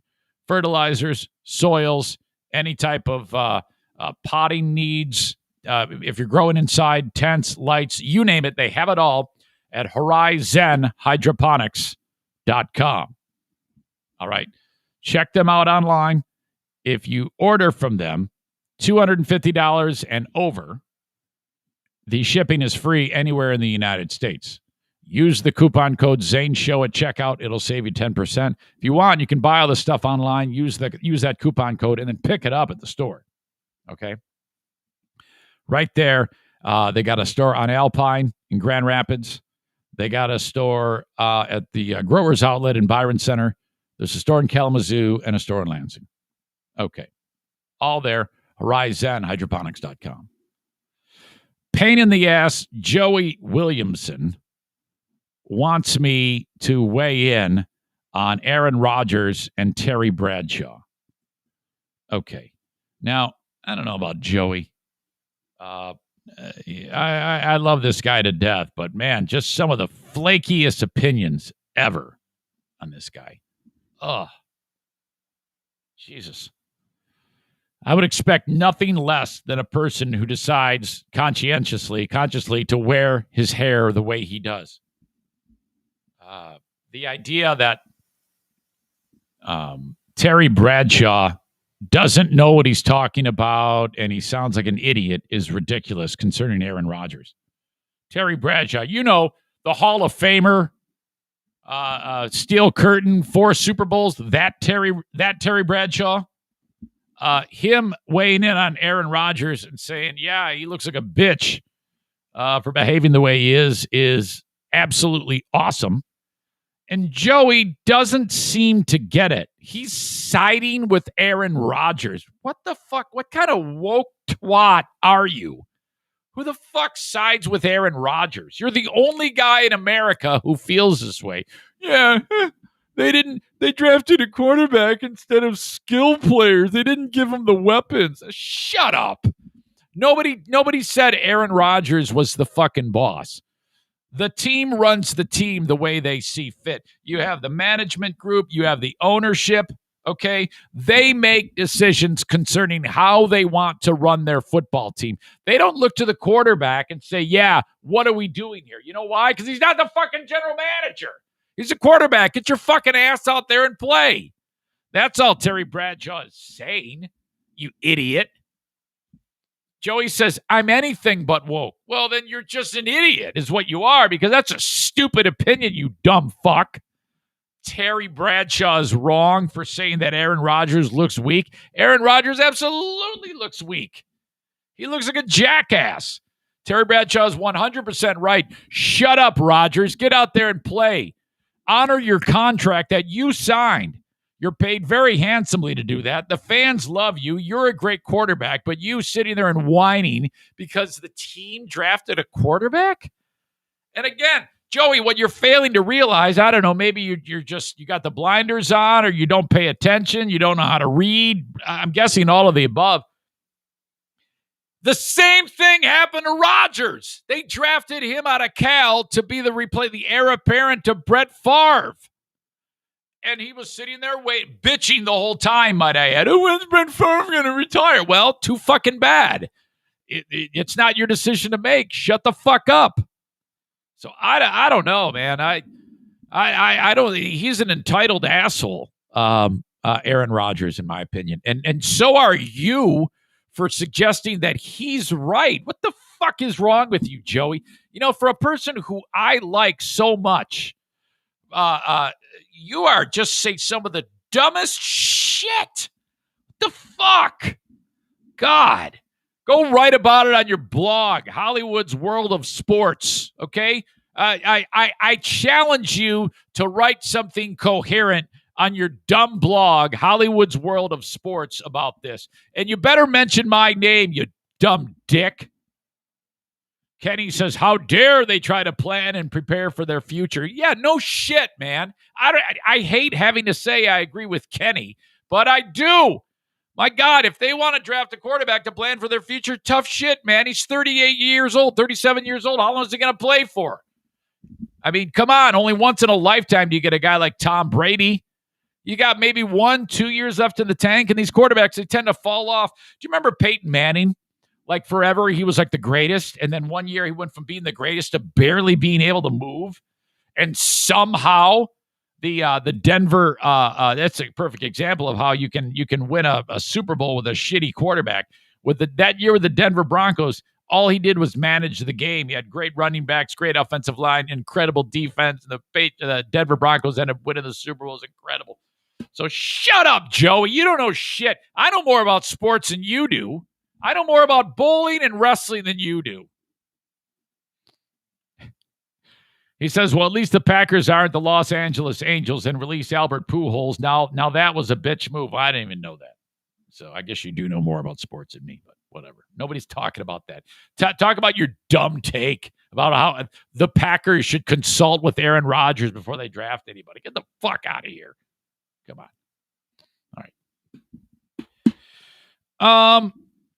All right. I got a number of stories still left to get to that are all just incredibly stupid. The homecoming nonsense, the Little League shooting, the super glue bitch, the bleach drinking, and the funeral bitch, all worthy of nominations for Asshole of the Day. So, where should we start? Let us start. A Florida woman and the Florida woman's daughter. Okay, now in this story, you've got some real stupidity with the mother-daughter tandem. Mom Laura Carroll and daughter Emily Grover. I don't know why their last names are different. Doesn't matter. Emily is the high schooler. The mom is actually an assistant principal at the local elementary school, Bellevue Elementary School. An investigation was started in the county where these schools are, where these people are, Escambia County in Florida. And some folks at the school suspected something was going on, and they contacted law enforcement because they said, we have an issue here. And the police were like, what's going on? Someone has accessed into hundreds of students' accounts. We can see it from what we see on the computers, unauthorized access into students' accounts. I guess each student has info online. And so the cops are like, what are you talking? What's going on? Yeah, it seems like personal information by these students has been accessed. Info for the kids has been accessed by someone that shouldn't be accessing it. So what the fuck is going on? So a little bit of time passes. The cops have figured out that there is a scheme in place between the mom, who's the assistant principal at the elementary school, and the high school daughter, goes in the same school district. They have conspired, these two, a plot to go into the students' accounts because each student gets to vote for homecoming court. And for some reason, when you would do that through your student account, so however many hundreds of students there are in the school, in the high school, you go and you vote. Well, the girl, Emily, the 17-year-old daughter, she was nominated to be the homecoming queen. But the mom figured that her ugly daughter wasn't going to be the homecoming queen. And so she decided to tap into the accounts of the students and change their votes or vote for her daughter. And the girl was like, yeah, that's a great idea, Mom. What could possibly go wrong? So in October, 100, and there's a long investigation. It just came to light recently. 117 votes for Tate High School's homecoming court, all originating from the same IP address. That IP address will kill you every time. You want to be careful on the IP address. If you're going to try to fuck with somebody online, do a little research. Apparently, that IP address can reveal shit about you. And you're like, oh my God, I had no idea. Now I'm fucked. Originating from the same IP address within a short period of time and were flagged as fraudulent. So someone at the school is like, what the fuck is going on here? 117 votes just came in and all from the same IP address, huh? So they called the cops and they found that the mom, who obviously has district level access of the school board student information system, was doing that. The evidence shows the woman's cell phone and the computers associated with their residence had unauthorized access and were used to actually cast a grand total of 246 votes for the homecoming court, all showing that the daughter, hey, she's homecoming queen. And they're like, hold on. So first of all, my God, why the fuck do you care so much about something like this that you're willing to risk what your life's work is and throw your life away? Now, you might be thinking, well, yeah, she's probably going to get fired for that. Well, oh no, this is bad. Okay, you won't believe what's going on here. I'm saving the best for last. She accessed 372 high school students' records. The mother-daughter duo were arrested. Since the cops were involved, they were arrested and booked in the jail on one count each of offenses against users of computers, computer systems, computer networks, and electronic devices, a third-degree felony. Wow. Unlawful use of a two-way communications device, a third-degree felony, criminal use of personally identifiable information, a third-degree felony, and conspiracy to commit these offenses, a first-degree misdemeanor.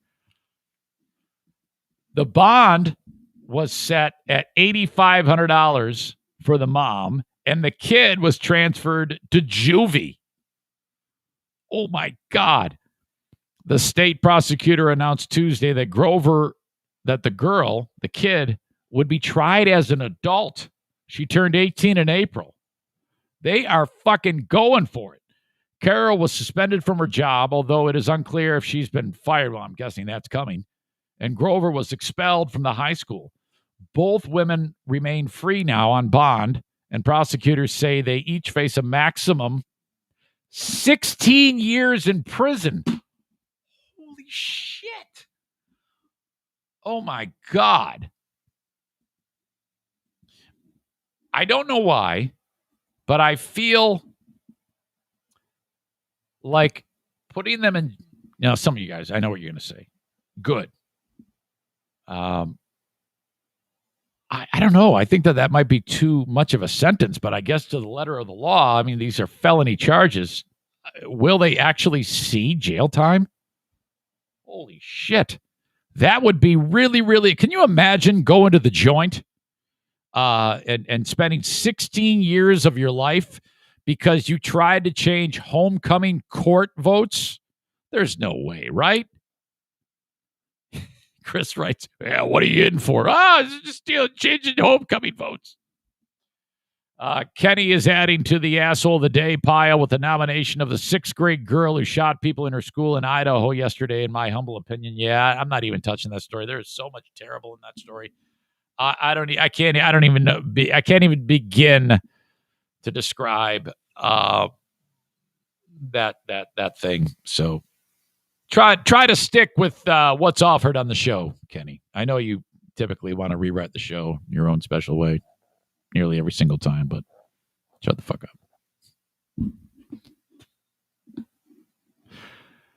up. Jimmy, Eric, remember the Chuck E. Cheese birthday song? Yes, I do. Why are you bringing it up? Is this another Jimmy random brain moment? The fuck is wrong with you? Dirk says falsifying voting in high school. Throw the book at him. Illegal voting in national elections. What fraudulent votes? There wasn't any, and you are stupid. Make no mistake. Dirk thinks that the election was fraud. Dirk is the one saying that Dominion voting systems are cheated the system. That's the type of brain Dirk deals with on a daily basis. No. Kenny, I'm just busting your balls. Because I know you're probably going to go, oh, man. Oh, my God. He hurt my feelings. All right. You're not going to believe this, but I got to pee, and I'm not done podcasting. So hang right there with me, okay? Or else I'm just going to pull the plug. Well, how much do I have to do? I got to do... No, I'm not done. Hang on right there. Let me put up my my caption.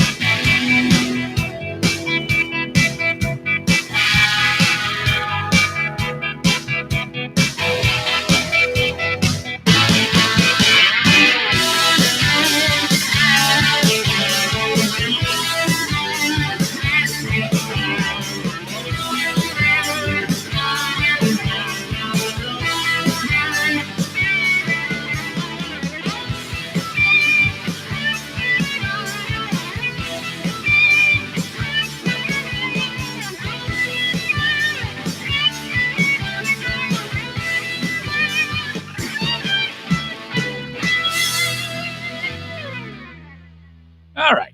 Welcome back.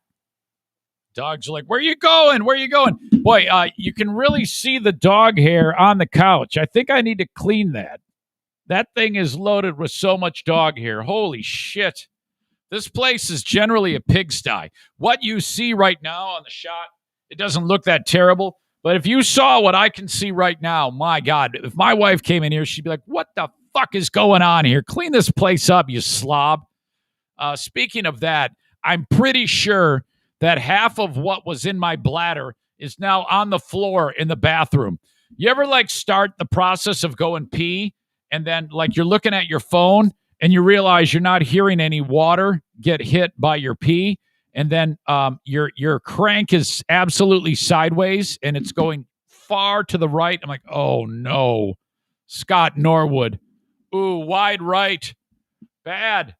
And I'm like, oh God. And then I look and I can see like a puddle forming on the floor. I'm like, Jesus, what are you doing, you stupid idiot? Okay. This happened right near, here in Michigan. It's actually the southern portion of Michigan, kind of like in the middle of nowhere, probably about 30, 40 miles south of Kalamazoo. Constantine Township. This happened just last night. This is remarkable. And I don't think the bad guy in question in here has been apprehended, but this is insane.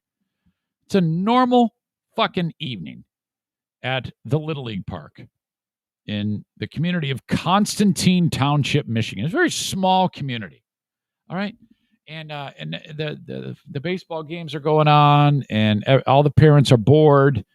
Everyone's looking at their phones. No one's really paying attention to the game. Game always sucks. Never fun. 4 pitches, take your base. 4 pitches, take your base. Boring, boring, boring. Divorced parents sitting on opposite sides of the field. And then, somebody gets shot. What the fuck? The whole area was put on lockdown. Some guy was involved in an altercation with another guy, I guess, over balls and strikes. One dude is just there watching his daughter play baseball. Next thing you know, that guy is on the ground. He's riddled with bullets. Jesus. Happened about 8 o'clock last night. Not entirely sure how this one unfolded. Several games were going on. Kids everywhere. And some crazy son of a bitch pulls out a piece and shoots some dude. They ended up calling the helicopter out of a hospital in South Bend, Indiana. Landed on the field, haul the guy away. Helicopter takes off. 38-year-old guy. Cop says we had one gentleman who was hit 4 times in the upper torso. Apparently, the injuries weren't as serious as first thought. The last I heard, he's in stable condition. No one in custody. So this guy shoots a dude and then puts a pistol away and then leaves. Nobody does anything. I mean, seriously, all you got to do is keep your eye on the dude from afar. It's a wide open field. See what vehicle he gets in, get a license plate. How hard is that? People don't think, man.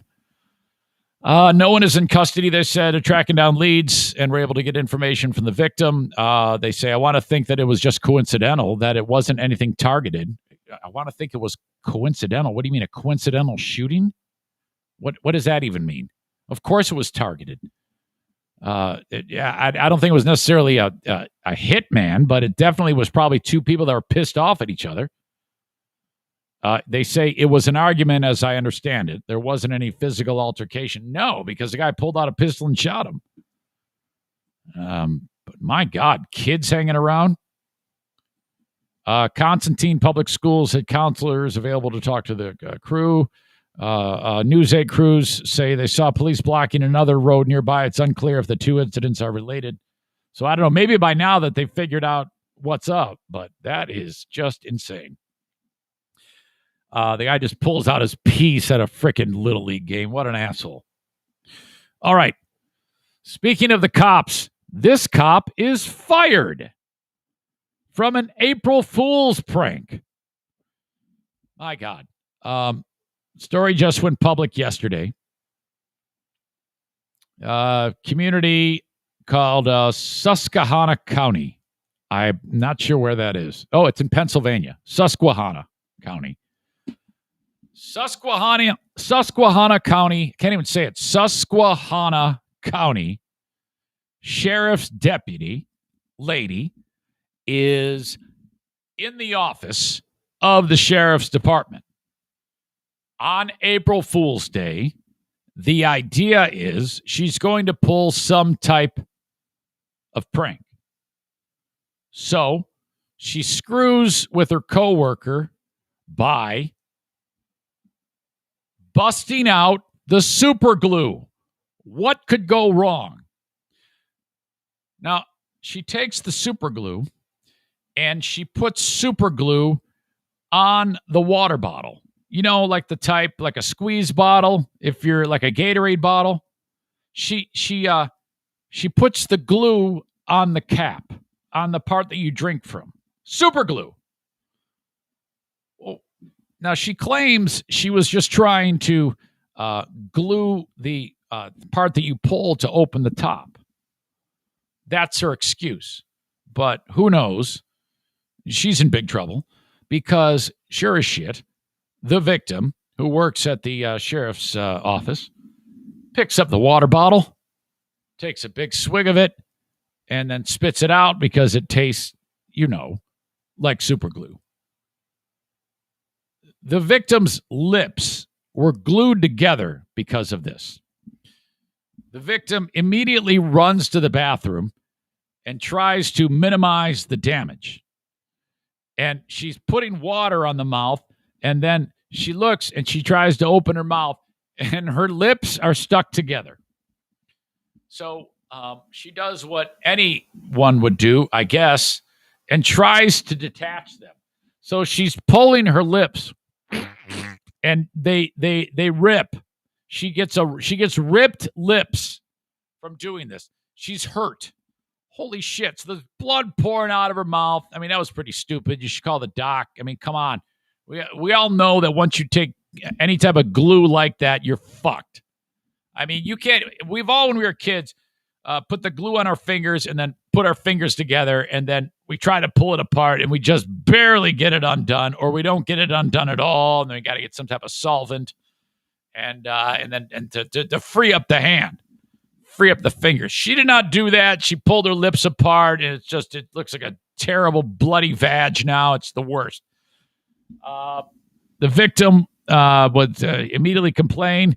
The person who did it is Catherine Stanizali. Stanizali told investigators she intended to glue the victim's water bottle cap to the water bottle, preventing the victim from being able to open it in an attempt to pull a prank. Stanizali then said she became busy with work and wasn't able to tell the victim about the super glue. Yeah, right. The victim told investigators Stanizali then sealed her own fate by texting the victim after the workday saying, "Hey, quote, sorry about the water bottle. Promise it won't happen again. I feel absolutely awful for what I did." So there you go. She's being charged with simple assault, harassment, and disorderly conduct. If convicted, she would probably spend less time behind bars than the chick who tried to steal the homecoming election. So that's pretty stupid. Congratulations. Nomination for Asshole of the Day. All right. Don't forget about the merch. You can get it at ericzaneshow.com. Click right there at the website, and you can check out my T-shirts. My God, we got a ton of stuff available there. T-shirts, mugs, whatever it may be, all there on sale, ericzaneshow.com. I would love you to have a T-shirt. TC Paintball. I just sent out a mass email yesterday because we are still in a holding pattern with 11 paintball players.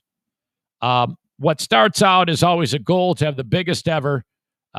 People get busy, and so the goal of 30 is now 20. I need 20 of you to have a fun, successful paintball event. Don't be shy. Drop what you're doing right now, eric@ericzaneshow.com, and let me know that you're coming, okay? I'd love you to be there. It is on Sunday, May 15th, a week from this Sunday. It is $35 for this event. You get the paintballs, you get the gun, you get the mask. Free pizza party beforehand from BC Pizza on Lake Michigan Drive in Grand Rapids. And there you go. So we'll have that pizza party with the soft drinks. We'll play paintball. It'll be fun for you, the kids, the wife, the dogs, whoever it may be. I'll be there. Maze will be there. Rick will be there. Eric@ericzaneshow.com if you're coming. I need more bodies at TC Paintball. My friends at Cornhole America want you to buy a set of cornhole boards. This would make a great gift. You can put whatever you want onto a set of cornhole boards. Cornholeamerica.com. That's where you go to check out the selection of styles that they have, or whatever you want. You send them a picture of what you want on a set of cornhole boards. They do it for you, okay? If you want their logo on it, that's going to be the least expensive. If you're doing a custom job, a little bit more expensive. Are these more expensive than other cornhole boards? Absolutely. Are these the best cornhole boards ever made? Yes. Okay. Based in Cedar Springs, Michigan, serving the entire United States, cornholeamerica.com. All right. Let's see. Where are we on emails? Eric at ericzaneshow.com. Kenny sent the story about sixth grader opening fire at the middle school. That's terrible. Floyd gibberish clip. Play Stevie versus Floyd Mayweather. Let me see if I can make that happen. Where is the Stevie board of sound? So I'm guessing you're thinking of one particular clip, that it would be this clip. Hey, honey, how you doing? That one, right? Hey, honey, how you doing? So I would have to compare it to the Floyd clip.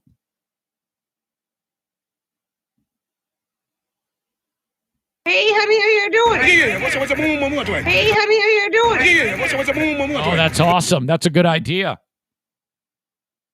Boy, it's like they're having a conversation. Hey, honey, how you doing? Hey, what's a boom, boom, boom. Hi, handsome boy. Hey, what's a boom, boom, boom. Ain't no laws when you're drinking. Laws. Hey, what's a boom, boom, boom. A girl, Hey, what's a boom, boom, boom. a girl, I can get drunk off of white Hey, girl. what's a boom, boom, boom. I see O'Neal all the time. Hey, what's a boom, boom, boom. Hi, handsome boy. When can I meet that guy? Hey, what's a boom, boom, boom. Fuck you, Eric. Hey, what's a boom, boom, boom. That guy.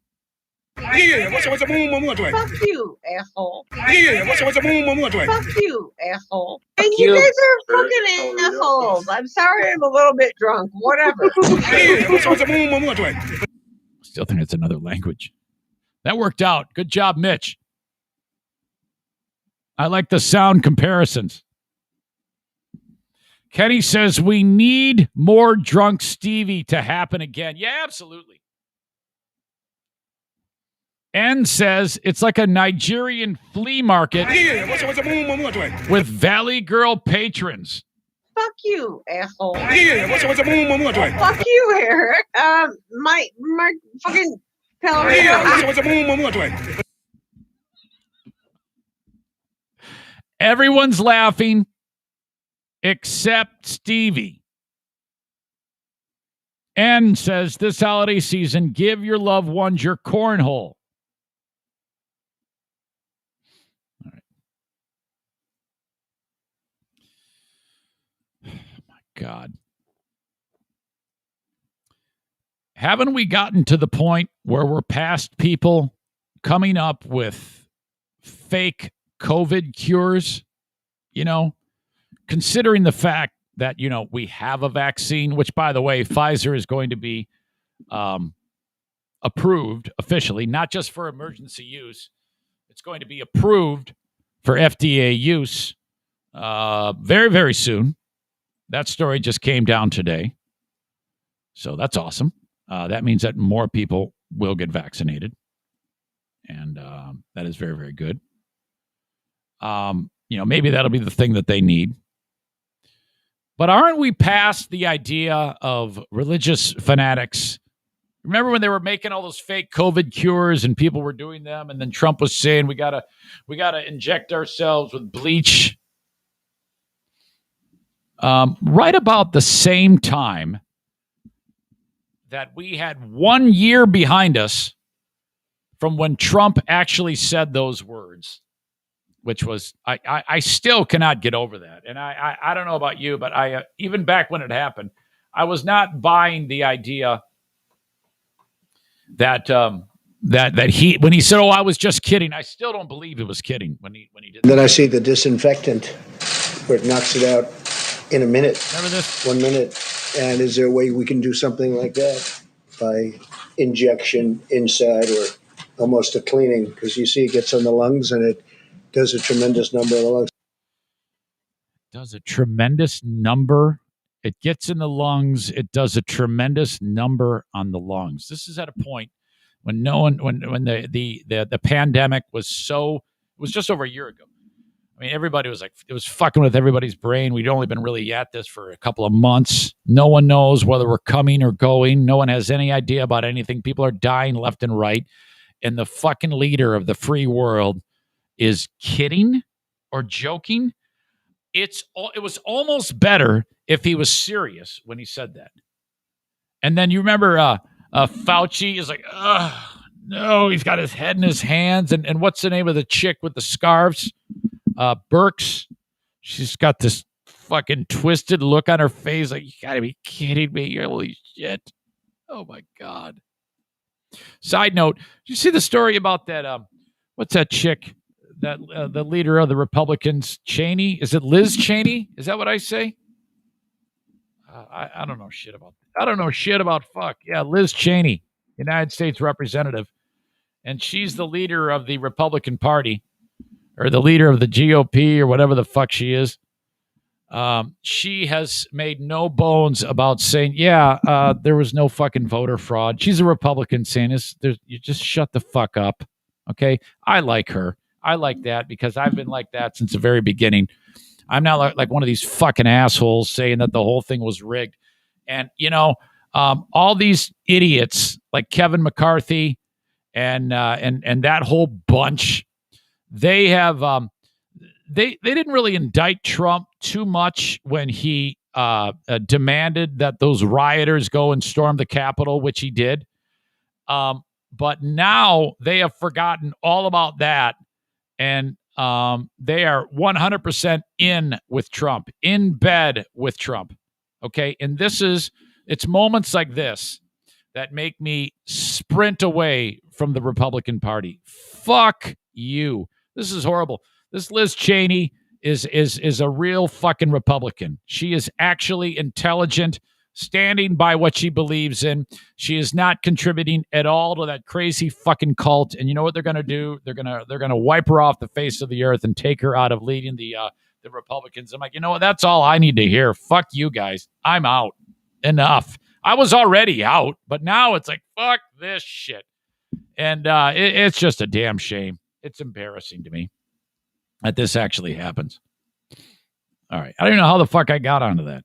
Oh, because this cult, this church cult, Florida family indicted for selling toxic bleach as fake miracle cure for COVID-19 and other serious diseases, and for not stopping when the local authorities said, stop it.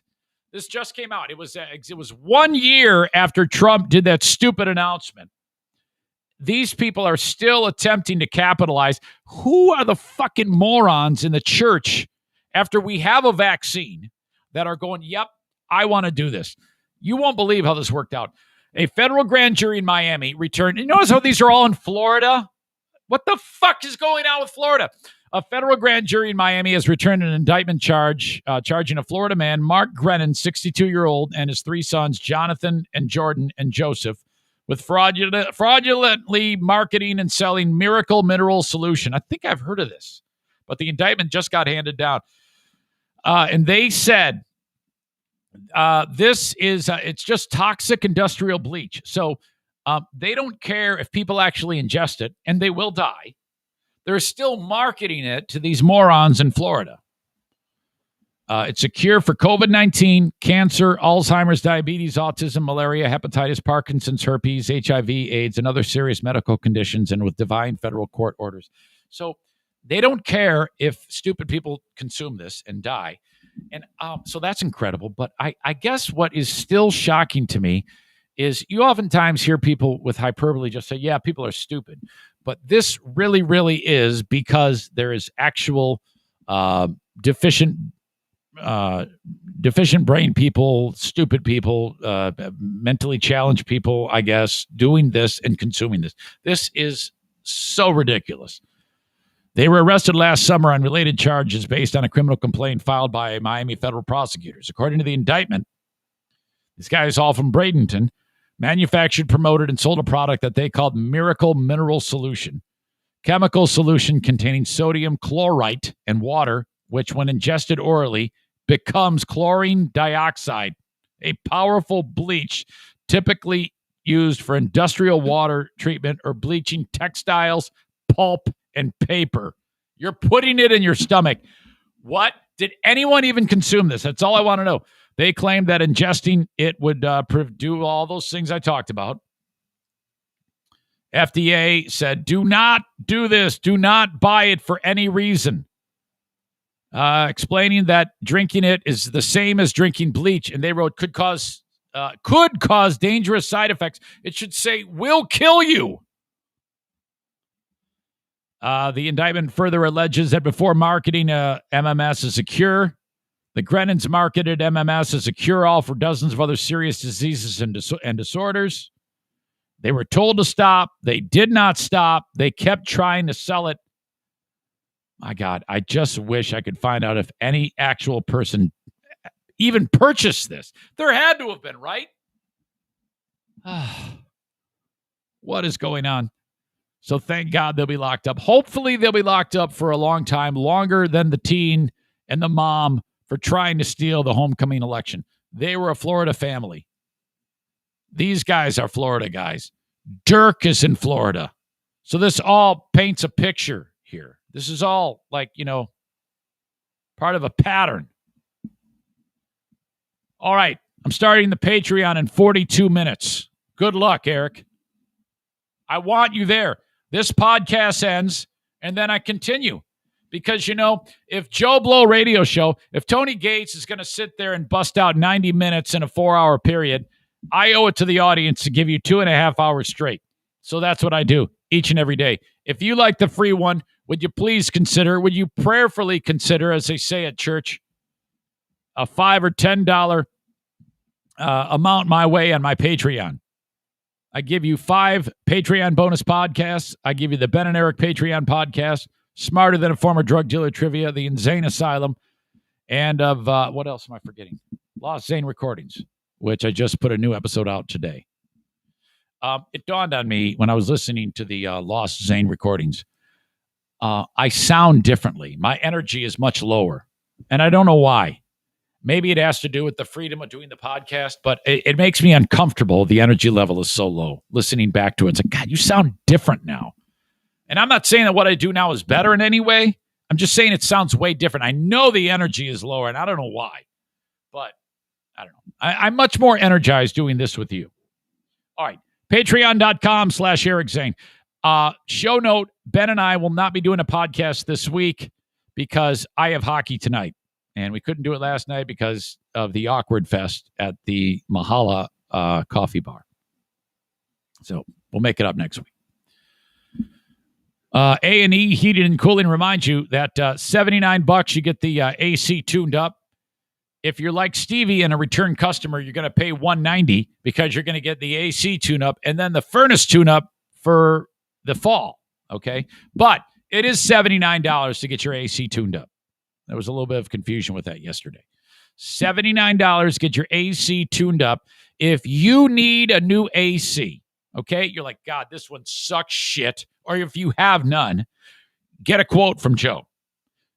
Definitely get a quote from 2 others. Do them first, then get Joe in there. Don't tell him you did the first 2. Because if he is by chance higher, you're going to have the sweet moment where you go, hey, yeah, that's a good price, but you're not as good as this one. So Zane says you're going to beat them. And he's going to go, ay, ay, ay. And then he's going to go, all right, yeah, you're right. You're right. Una puta. You're right. Lame mi palo con tu culo. And then he will beat the price. I guarantee it. He has to. If he doesn't, kick him out. He's a fucking pussy. Kick his ass out of there and say, what? You can't beat the price? Vete la chingada, cabrón. Smell you later. I encourage you to actually grab his little Mexican ass and throw him out of your house if he does not beat the other guy's price. Beat him like a piñata. All right? Get him out of the house if he doesn't beat the price. He will. When he installs it, he's going to install the Remy Halo. That's the device I was selling you a few months ago. You install that.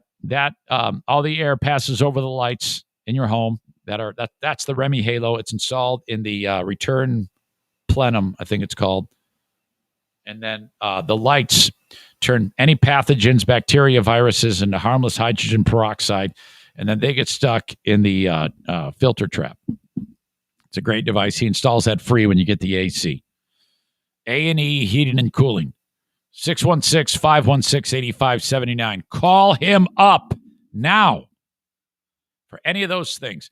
The brand of air conditioner is the Comfort Maker brand of furnaces and air conditioners. They are the best. They're like the Mercedes-Benz of air conditioners. All these other companies, they use all those other big name brands that just production line bullshit. Fuck that. Comfort Maker is the absolute best. So you're paying the least, you're getting the best, and you're getting a free Remy Halo with Joe Martinez. Batting cleanup for the sponsors today. And by the way, I talked about this yesterday. This podcast does not fly. I don't do a free podcast. I don't do a Patreon podcast. I have to work a regular job if I don't have sponsorship on the show. I don't get sponsorship on the show unless the audience supports the sponsors. So thank you to all of you who have reached out to the sponsors and supported them. When you support them and mention my name, I can do this to the day I die. Thank you so much for making that a possibility. Honestly, I mean that from the bottom of my heart. I give you guys a ton of shit all the time, some more than others. Dirk, Kenny, but you're all very, very helpful. I am blessed to have you. Irvine's Auto Repair, Grand Rapids Hybrid and EV. Most of these started because you walked up to me and said, "Hey, why don't you we can sponsor you." Joe Martinez did that at a Griffins game. Megan from Irvine's did that when we were at Kids Food Basket. I remember the moment in particular. And look at us. Here we are. If you need your car fixed and you are in West Michigan, either Muskegon, Kalamazoo, I don't care if it's up in Newaygo or any part of greater Grand Rapids, Irvine's Auto Repair, Grand Rapids Hybrid, you have a trusted source. 616-532-6600, irvines.com, and that's spelled E-R. That's ERVINES.com. Go to their website, look at the Google reviews. They're the best for any type of maintenance or upkeep or repair. Irvine's Auto Repair, Grand Rapids Hybrid. Now, I'm not talking body shop work. I'm talking about keeping your vehicle running safely and smoothly for years to come. Check out their Google reviews at irvinesautorepair.com. I love them very much. 616-532-6600, servicing European, Asian, and domestic vehicles. Irvine's Auto Repair, Grand Rapids Hybrid. What are we going to talk about for the asshole of the day? I didn't encourage you to send along nominations. But who are your nominations for asshole of the day? Patreon starts in 35 minutes. I'm not even ready for it. Okay, the Open Mic Podcast. Could it be the open micer telling fat jokes about his enormous wife 10 feet away from him in front of everyone? Oh, my God. I will never, ever forget that in my entire life. Floyd, maybe Logan or Jake Paul. I don't know. The people voting, the daughter-mom combo voting for Homecoming. How about the Bosnian Mafia? Could they be assholes of the day? Guy who shot the guy at the Little League game.